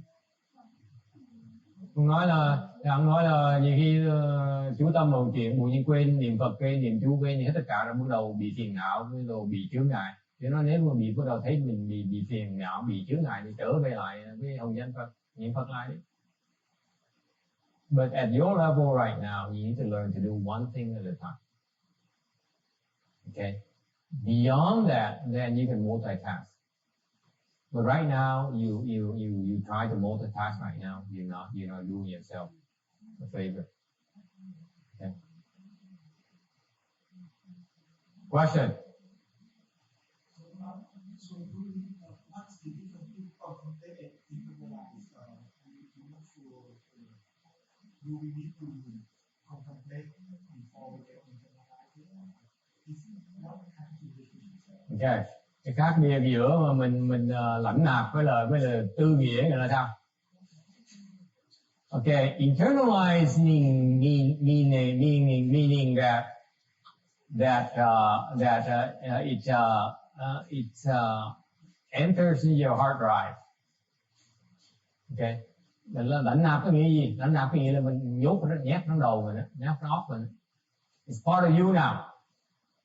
Đó là tâm mình có sẵn rồi, gọi là thọ nghĩa nó ở trong mình rồi. It's inside of you now, meaning part of your memory system, part of your memory banks. Thọ nghĩa là nó vào trong cái tâm, trong cái óc mình rồi. Okay, có sẵn trong nó rồi, vì nó ở trong rồi, nhưng còn ở ngoài nữa. Okay. Còn trì cái sao? What about upholding? What about contemplating? You contemplate its meaning, that's the next step. Một khi mình nó ở trong mình rồi, mình phải hiểu cái nghĩa nó. Mình bắt đầu mình quán cái nghĩa của nó. Chẳng như, for example, this morning we talked about the concept of the middle way. Sáng mình nói chuyện trung đạo. Okay, so you receive the teaching, so you receive the principle of the middle way. Mình thọ được cái chân lý là trung đạo. rồi mới thọ thôi. So you receive it, okay? Rồi xong rồi, and then you need to uphold it. Bắt đầu mình trì. Trì có nghĩa là upholding meaning you contemplate its meaning. Phải hiểu cái ý nghĩa của nó. So this morning we then took the next step and we then talked about its meaning, so that you can contemplate it. Okay? Thành ra sáng nay mình giảng về cái phần thứ gì của cái phần trì là mình giảng về cái ý nghĩa của trung đạo. Okay? So that's what happens. If you only receive, nó như vậy, nếu mình chỉ thọ thôi, mình không có trì, mình không hiểu được. What happens is you only receive and not uphold it. You will only, your understanding is very shallow. Cái mình hiểu được rất là nông cạn. Mình phải trì, mình mới hiểu sâu được. You have to do upholding before you can penetrate the meaning. So far, so good. Okay, any other questions?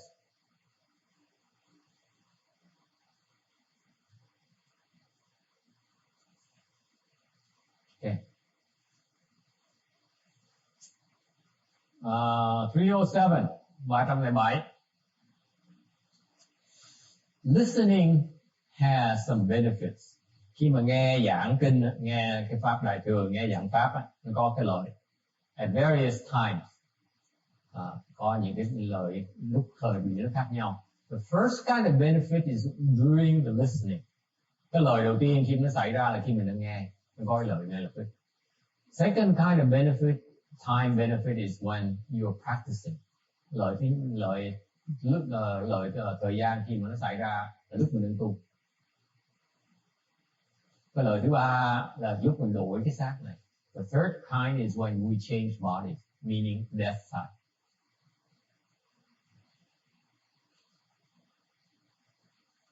Okay. How so? Any idea why are we mentioning three different times? Tại sao phải nói ba cái lợi khác nhau, thời biểu khác nhau?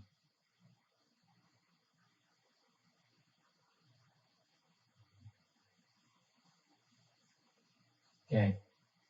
Listening time, lúc mà nghe, có lời ngay lập tức. You obtain immediate benefit right then. Lúc đó cái vị đạt được cái lời ngay lập tức. Why is that? You plant the seeds for wisdom. Trồng cái chủng tử cho phát ra về ra. Lời ngay lập tức. Immediately. You listen to the teachings, you plant the seeds. Therefore, you gain benefits immediately. No two ways about it. Okay? Like it or not, makes no difference. Mặc dù quý vị nghe thì tự nhiên từ đầu quý vị trồng cái chủng tử để cho phát huệ ra, thành cái đó là cái lợi đầu tiên nó xảy ra. Okay. Whether you understand it or not makes no difference. Thành ra lúc mặc dù quý vị hiểu hay không hiểu cái ý nghĩa của cái lời dạy đó cũng không quan trọng nữa, chỉ cần nghe thôi là đủ cái lời rồi. Okay. So for example,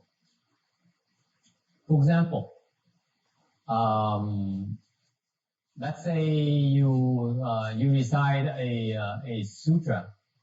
Yes, let's say this morning we recite the Buddha's name in Chinese. Buổi sáng này mình niệm Phật bằng tiếng Tàu, có lợi không? Any benefit in that? You don't understand why you recite it. Nghe không hiểu hết đó. Niệm Mi Tô Phô, Mi Tô Phô, Mi Tô Phô, nó có nghĩa gì không? Có lợi không? Doesn't matter you understand it or not. Vẫn lợi như thường. Whether you understand or not makes no difference. You gain benefits immediately from listening to that sound. Okay? It's not about understanding. It's about listening time. Lúc mình nghe là mình lợi ngay lập tức.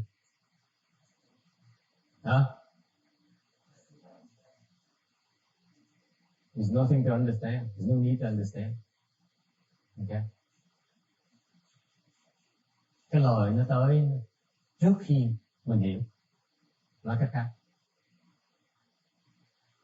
In other words, the benefit comes before you even understand. Okay. Now, how about practicing time? Cái gì? là lúc mình đừng tu, mình đừng hành thì có cái lợi ở trên nào. That's when you understand. Lúc đó mình mới hiểu.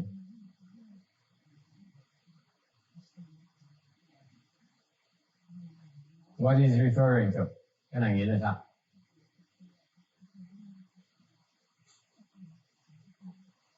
Mình hiểu được cái ý nghĩa, một những ý nghĩa mình hiểu, tự nhiên hiểu được. So when you practice the benefits, and all of a sudden you understand its meaning that you did not understand before.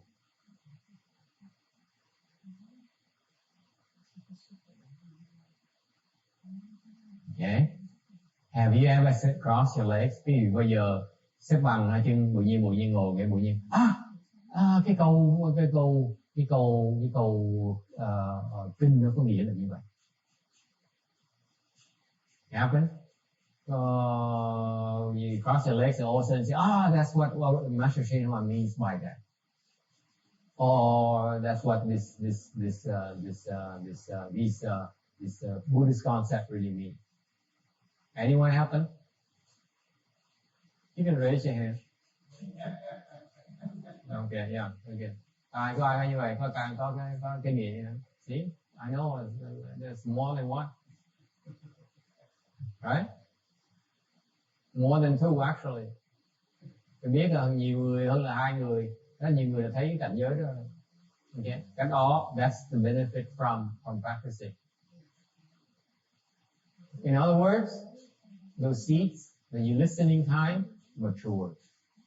Nói cái khác, cái chủng tử mà khi mình nghe lúc trước á, bây giờ nó chín, nó thành tục. Okay.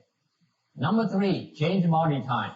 Cái thứ ba là lúc mình đổi xác, cái lúc mình chết. Lời chưa nào?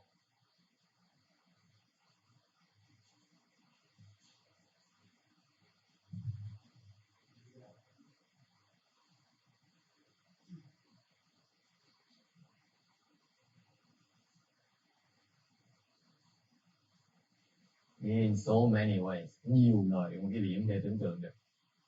Cái này là không thể tưởng được. This is incredibly beneficial during death time. This is why people recite sutras at death time for the deceased. Vì vậy mà khi mà người ta chết á, mấy thầy mấy cô sẽ tụng kinh cho người chết như vậy. Nó là không thể tưởng được. It is so critical, it's so useful. You know why?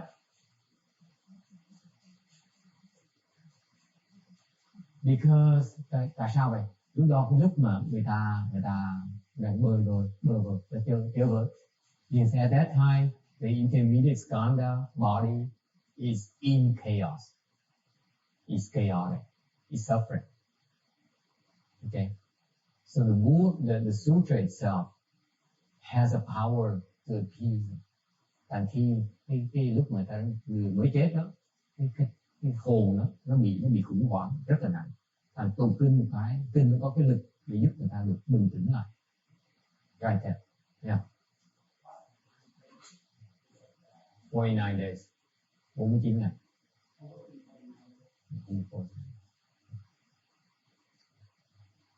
Why is that? Why does it have that kind of effect? Tại sao nó có cái lời như vậy, có cái ảnh hưởng như vậy? Would you like to know why?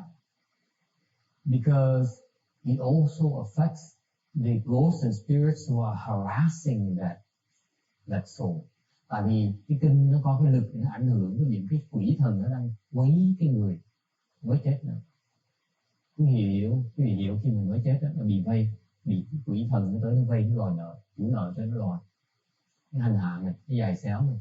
Thành ra khi mình tụng kinh một cái kinh nó có cái lực để nó tản mát những cái âm binh, tụi kia nó sợ, nó làm nó không vậy được.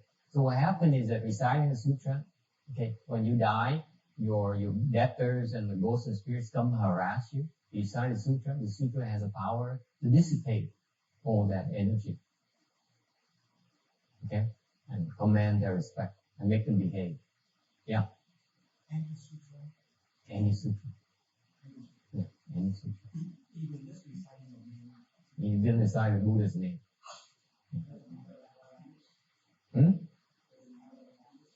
Doesn't matter what language. Không cần tin nào cũng được hết, mà ngay cái tiếng mình xài cũng quan trọng nữa, cũng quan trọng nữa. Tiếng Tàu cũng được, tiếng Việt cũng được, tiếng Anh được, tiếng gì cũng được hết. Okay. Isn't that fascinating? Thấy dễ sợ không? See, you are the one who demands to understand. You don't realize understanding is not that important. Cái gì hiểu nghĩ là phải cần hiểu gì, đâu nghe gì không cần đâu. Cái kinh đọc bất cứ tiếng gì nó cũng có ảnh hưởng như vậy. This is why it's very important. Okay? Lúc mà người ta nói đó là không, các thầy với những người Phật tử không nên tụng ngay lúc đó. Lúc mà mới vừa mất là không nên tụng. Tụng nghe sao không nên tụng? Tại sao không nên tụng? Nội chúng mình chết một cái là 49 ngày, 49 ngày là nên tụng. Xong trong vòng 49 ngày là phải giúp người ta. Tụng cho các cái vị kia tản đi. Tụng cho người mới chết.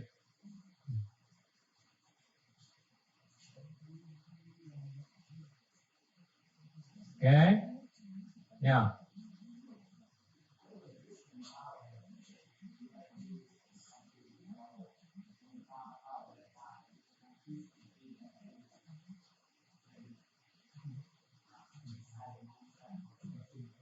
Yeah.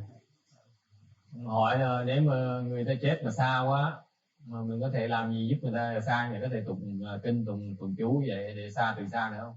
Yeah, you certainly can. Because what you're doing is you can dedicate the merit and virtues of your recitation to that deceased person. Giúp được chứ? Mình tụng chú, mình tụng kinh, niệm Phật này nọ, xong rồi mình hồi hướng công đức của mình mới tu đó, mình giúp người ta là cũng được. Okay? So you don't need to be there. And that's a misconception. Cái đó là cái hiểu lầm người ta, cái gì cứ tưởng nó phải tới đó. You don't need to be there. You're there for the living. Mình tới đó để cho người vẫn đang còn sống. Còn mình tu là mình giúp người đừng mới chết. So when your cultivation is to help the deceased or the living, you have to be clear about it. Okay. So for example, Master Qing Hai, he has this practice. Càng như ông Tiến Hóa, ông có cái dạy ông này, nói là học trò xuất gia ông không được ra cúng đám. So he has his rule, he has his level disciples cannot go outside to do ceremonies for the dead. Why not? Because too much money. Makes them greedy for money. Tại vì ra ngoài như vậy cúng người ta thì người ta cúng nhiều tiền, tham tiền, thì ông cấm, ông dò ông ra, không được ra ngoài. So what happened is that no matter what, when people die, the monks and nuns at DRB cannot go outside. Wow. Not always the case, but that's the rule of thumb. Còn ông cấm những cái đệ tử xuất gia không được ra ngoài cúng đám ma. Thì ra có người ra nơi những điều. There's some circumstances where it's okay to go outside. Okay, go to the funeral home. Okay, certainly, there are exceptions that he spelled out. Và ông có dạy có những lúc mình có thể ra được những điều, but most of the time you're not supposed to. So cái đó lý do là tại vì ông sợ mình ra như vậy mình tham tiền, người ta cúng nhiều tiền lắm. Okay, thành mình nổi lòng tham, mình khó mà tu. So it's designed to avoid the greedy mind for money offerings, but it has a drawback. Nên như vậy nó có cái chỗ thất hại chỗ này. Then you have no way of talking dharma for the living. Nếu ông ra mà cúng cái đám ma, làm sao mình nói phát cho người đang sống? Nếu không ra nó phát với người đang sống thì làm sao giúp người ta được? So if you don't go outside and talk dharma to the living, the people who are still living, how can they help? How can you help them? So it has a drawback. Okay?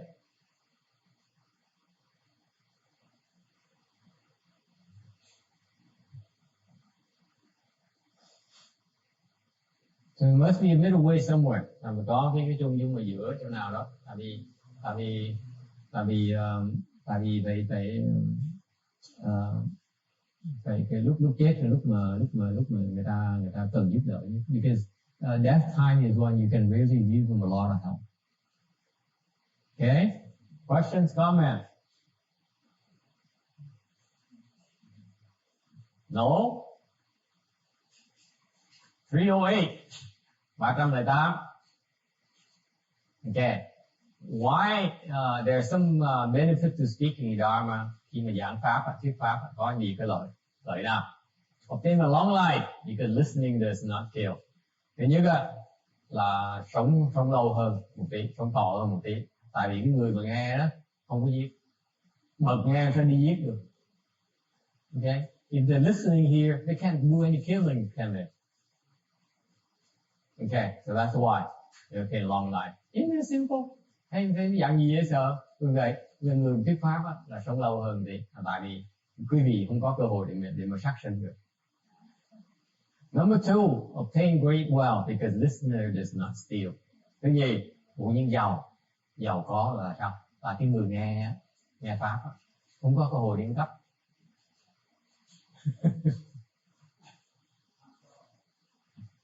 You're busy listening. You may be a professional thief, but right now you can't do any stealing. Mặc dù quý vị là một tay ăn cắp, nhưng đều đang tới mà lỡ nghe kinh này là không cách nào ngồi ăn cắp được bây giờ, phải nghe xong mới đi ăn cắp được. You have to wait until the Dharma, the Sutra lecture is over before you can steal. Okay. Even with that time where you take a break from stealing, okay, it makes me wealthier.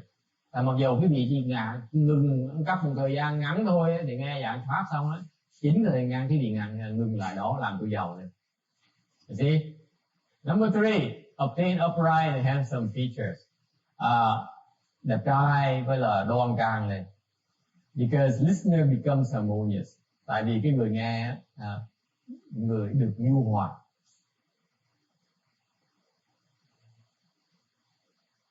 Key here, folks. Cái này quan trọng. There's a correlation between being harmonious and being good looking. I don't know. I know you're not that vain. Okay, most of you are not that vain. But I'm pointing out to you that there is a correlation. Cho quý vị thấy rằng có sự liên quan giữa tính tình hòa hoãn với cái mặt nó đẹp. Nó đi song song vậy. Okay. Number 4, obtain fame because listeners takes refuge in Buddha. Thứ tư, nổi tiếng có tiếng tâm. Tại sao? Tại cái người nghe quy với tam bảo. Number 5, obtain intelligence because listener understands wonderful wisdom. Thứ 5, thông minh. Tại vì cái người nghe đắc trí tuệ.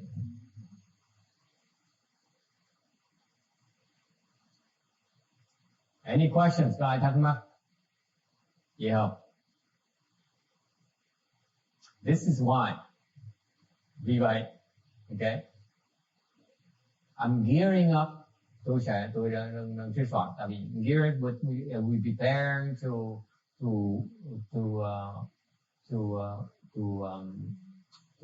unfurl our banner at this temple here. Mình đang sửa soạn từ ở chỗ này. Eventually, I need you to understand that you need to learn as lay people learn to speak Dharma as well. Tôi hiểu quý vị trong tương lai quý vị đã tập nói pháp. Okay, it's really have time for you to be able to speak Dharma as well. A few minutes. Thành ra cái truyền thống của Tuyên Hóa cũng vậy là mấy người tại gia phải tập nói pháp. Because these 5 benefits. It's for everyone, not just for Dharma master. Anyone who speaks Dharma receive all these benefits. Người nào mà thuyết pháp có lời 5 cái lời này. Okay. It's not meant to be a formal lecture. Cái này cũng phải cái chuyện mình phải ngồi cái thuyết pháp nó long trọng như vậy. If you learn to speak Dharma on a one-to-one basis, cái gì nói pháp cho một người thôi đó, được 5 cái lời luôn. That's why you need to learn to shift gear and learn to speak Dharma. And we'll bắt đầu tập thuyết pháp. All right? Yeah.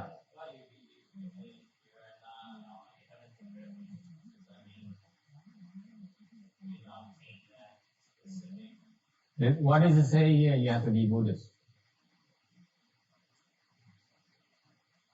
You don't have to be Buddhist. You speak Dharma. Okay. Hỏi là chưa quy là sao? Chỗ này đâu có nói gì phải là người Phật tử mà không phiền nói pháp đâu. Không Phật tử cũng nói pháp. Okay. 309.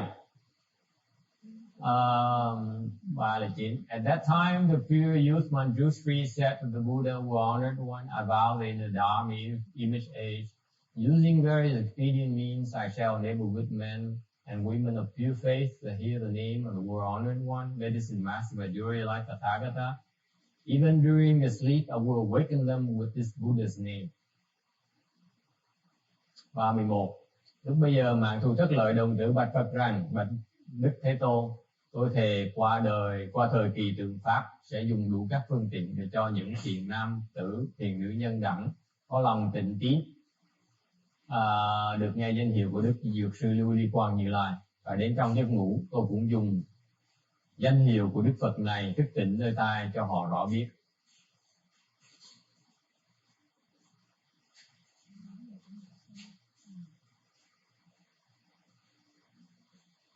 My notebook is so hot. Cái computer nó nóng dễ sợ. I put my hands on here, it is so hot.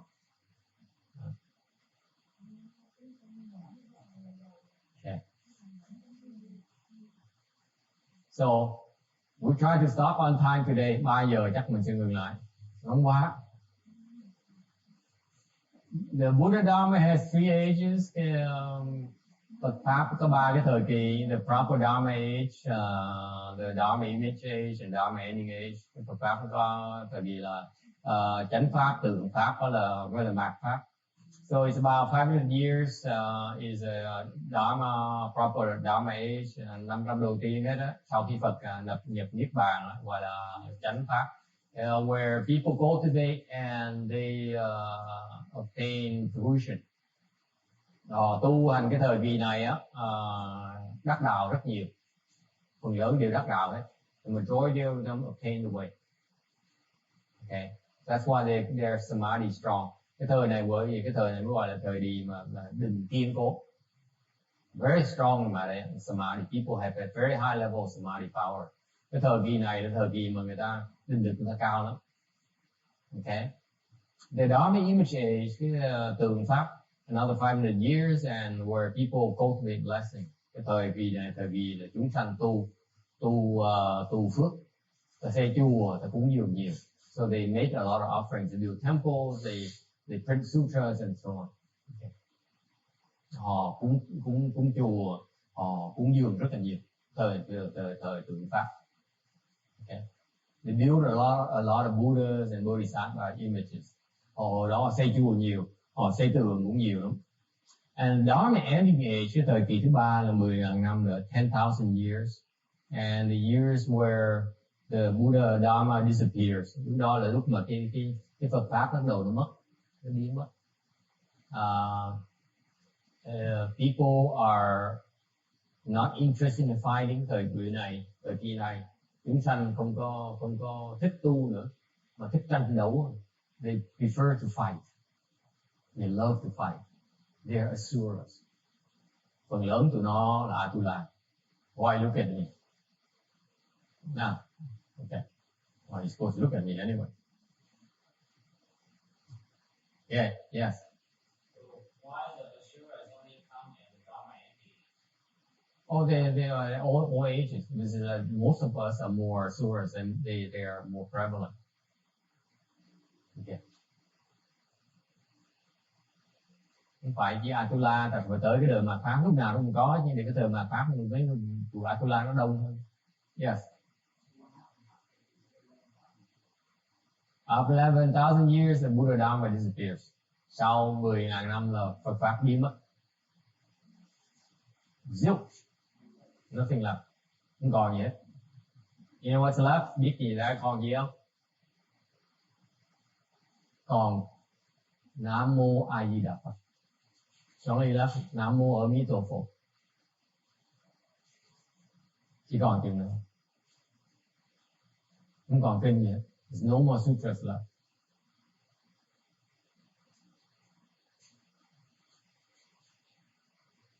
And 100 years later, 100 năm sau nữa, thì còn it's only left A Di Đà Phật, Amito Phật.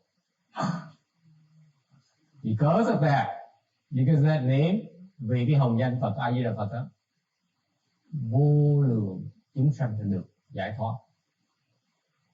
Limitless number of living beings will obtain liberation because of the six of that name, the Buddha's name. Okay, and after the Buddha's name disappears, sau 200 năm nữa, cái hồng danh Phật cũng biến mất luôn, không ai biết niệm Phật nữa. No one knows how to recite the Buddha's name anymore. That's when the Buddha Dharma is completely gone. Đó là Phật pháp hoàn toàn biến mất. Okay, question. Which Dharma age are we? Mình trong cái thời nào? Let's give the external list a chance first. Dharma ending age, người nói là thời mạt pháp. So the 10,000, where are we in the 10,000 years? It's about 2,000, so we about 2,000 into it now. Ông này ông hỏi trong 10.000 năm của mạt pháp mình bao lâu rồi? Tôi nói khoảng chừng 2.000 năm rồi, còn 8.000 năm nữa. Nó chắc 8.000 năm tôi sống đủ như thì giờ. Yeah. Thầy nói là 10.000 năm nữa là cái pháp không còn, tại sao? Tại hoặc là người ta xài bậy bạ, hoặc là xài đại quả nó diệt bỏ đi, hoặc người ta không ai học kinh, không ai học kinh, không ai nghe kinh, không ai học kinh. Giống bây giờ giống bà, ví dụ bây giờ giống bà Thanh Hải thì có thuyết pháp ở trên cái pháp toàn là lớn nhất ở thế giới này, mình nói như vậy đó. Thì mà đúng như sai mình cũng không có biết nữa. Thì biết bao nhiêu người đã bám theo bà như vậy, rồi gọi là bà là sư phụ, bà là Phật sống nữa. Rồi cái đó tới từ biết cái gì không, vì cái pháp này cái chánh pháp nó có gì không? Bà đâu có giảng kinh đâu. Hả? Bà đâu có giảng kinh đâu. Bà không có giảng kinh. Thì tại sao bà có thuyết pháp lớn như vậy? Thì quỷ thích tới nghe quỷ thôi, mình đâu có lo chuyện đó được.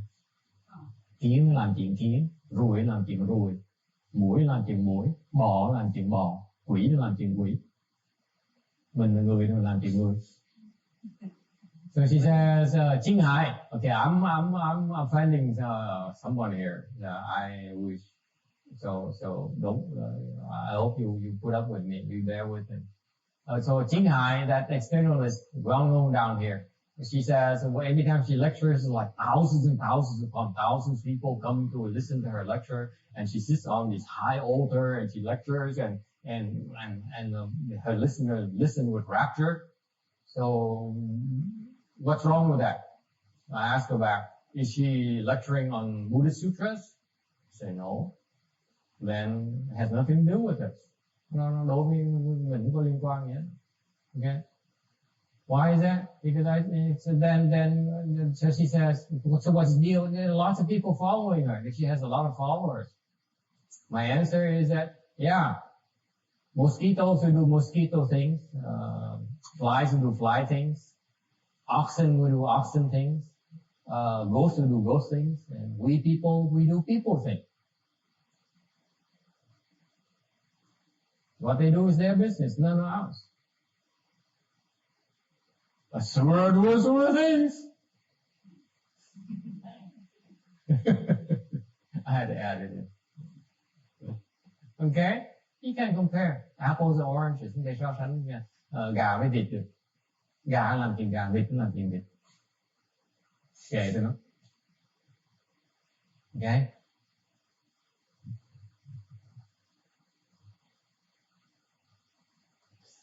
Let me tell you a story. Hỏi gì tôi nay hỏi mới nói cái gì. Mỗi lần hỏi về tôi sợ lắm nha. Every time mỗi lần when people ask me those kind of questions, I kind of shudder and say cringe. Should I? I go through it the 7 times. See, mỗi lần quý vị hỏi tôi bây giờ tôi uống 7 lần. Nên nói không, cứ nên nói, tôi ngồi im lặng rồi. Okay, because this is what happened to a friend of mine. He's a Taoist. Nó là đạo giáo. Nó có vỏ nó cao lắm.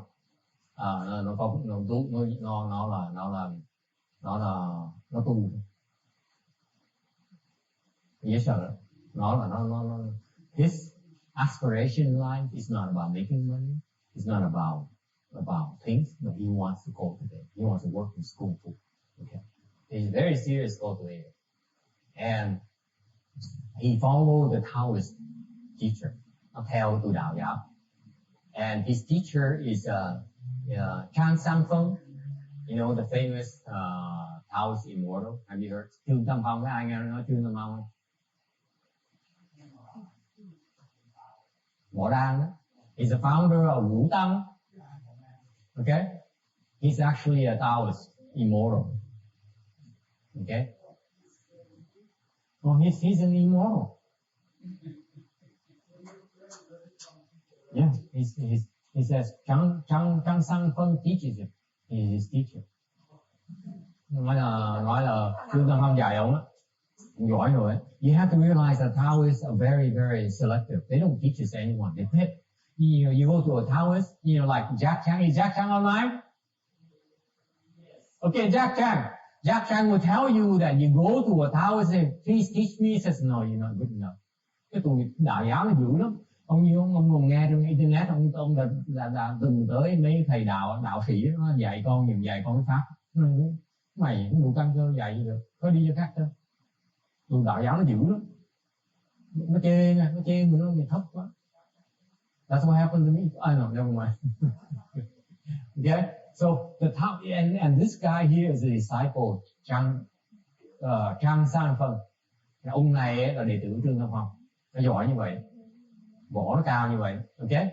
Nó tăng cơ nó cao như vậy, giỏi chứ sao? He's a spirit man, let me tell you, spirit cultivator. But he also says he has a way, he has a knack of surpassing his teacher. Ông giỏi rồi, ông gặp ai thì thầy tu nào gặp thầy nào dạy thời gian bức thầy vượt qua thầy, giỏi như vậy, okay? So he has no more teacher. Nó ngày nó kiếm ra thầy nữa. You know what he does? He goes to the temple, tới chùa. Tại nó kiếm ra thầy nữa. Nó bây giờ là vô thượng sư rồi. Nghe quen như Thượng Hải, Thanh Hải, vô thượng sư rồi. He says, I have no more teacher, but I need to keep on practicing. So what does he do? He goes to Vietnamese temple and seeks out Vietnamese sutras. Nó tới chùa, nó thịnh mấy kinh về, viết kinh Kim Cang ngồi nó tu, ngôn nghiên nó tu, nghiên cứu nó tu. So he brings back the Vasha Sutra, okay, and contemplates on its meaning. This is what a lot of externalists do. Quý vị cũng biết cái tụi ngoại đạo nó làm chuyện này nhiều. Tới mấy chùa Phật, nó thịnh mấy kinh Phật này, nó ngồi nó nghiên cứu. You may say, but a lot of Chan masters do that, right? Có nhiều người nói, con nghe như mấy thiền sư cũng làm gì nhiều lắm mà. You know what I say? I say, yeah, but the Chan master, Vietnamese Chan master is not as good as this guy. Tôi trả lời ngược lại, tôi nói là mấy thiền sư Việt Nam hả, mấy thầy thiền sư Việt Nam hả, không có giỏi môn đạo giáo đâu, thua ông này, dám lên lấy Kim Cang về không? If they were better, he would have sought instruction from the Chan master already. You guys know it. Giỏi rồi như vậy. Bây giờ nó phải cần nó nghiên cứu kinh tại mấy thầy giảng kinh nó rồi thua nó. He says, you guys don't understand the sutra as much as I do. Okay, he's that good. Okay, you guys are, you kung fu is not good enough for me. Nhìn cái thầy mấy thiền sư Việt Nam nó trình độ cái gì sao dạy cái giảng kinh tu được? Hỗn, đừng có hỗn.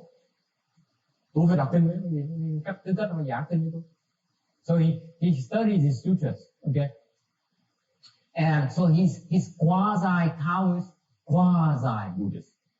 Nửa đạo giáo, nửa Phật giáo. You see, that's how he is. He says, Taoist is good for a good part, But it's the good part where you need to go to Buddhism, where Buddhism is stronger than Taoism. Nói là bên Đại giáo giỏi, rồi phần Phật giáo người ta theo Phật giáo, Phật giáo nó giỏi hơn Đại giáo tí phần này. Okay. So what happened is he believes in Buddhism too. He believes in Taoism, he believes in張三豐, he believes in Taoism, he believes also in Buddhism. Nó vừa tu, nó theo Đạo giáo, có nó theo Phật giáo tu, hai bên đều tu hết. So but he actually says he believes in Mahayana. Right? And he confesses that he believes in Mahayana. Ông thiệt ra ông thú thật, ông nói là thiệt ra là con tin là Pháp Đại Thừa. Okay? You know why? Em biết tại sao không? Tại sao anh nói như vậy? Tại sao ông nói là ông tin Pháp Đại Thừa không?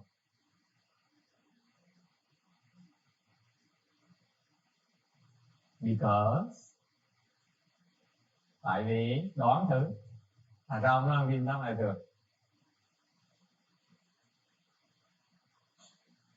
Ai đọc chúng ta đỡ hiểu nổi mới sợ. Because he reads the Mahayana sutras and he cannot understand. He said, this is a lot deeper than I can grasp. I'm Buddhist. I believe in Buddhism, in Mahayana principles. Okay, I need to spend more time pondering about these principles. Right? So I believe in this higher Mahayana principle. And những cái nghĩa của Đại Thừa. Mặc dù chưa hiểu nổi cái điều này nọ tôi hiểu. So what happened one day, he stumbled into a idea. He stumbled into a guy who can predict the future. Those fortune tellers. Hồi kia tới một cái tiệm này, cái chỗ này người Việt Nam này có thần thông, nó biết được cái tương lai. What happened is that you go to this guy here, and this is by the way, this is in Bosa, này bên Bosa đó, có cái chỗ này, khi gì tới đó, okay, you go there, there's a guy there, okay, touch your hand, tới đó, trả tiền. Remember you have to pay your fees first, okay? You pay your fees, he sits down, he holds your hand, he can tell you your past. He knows exactly what you did in the past. Nó thẹt ra, trong quá khứ mình làm gì nó ra hết. Especially the bad stuff. Nhất là mấy cái mà mình làm xấu, nó biết hết. I would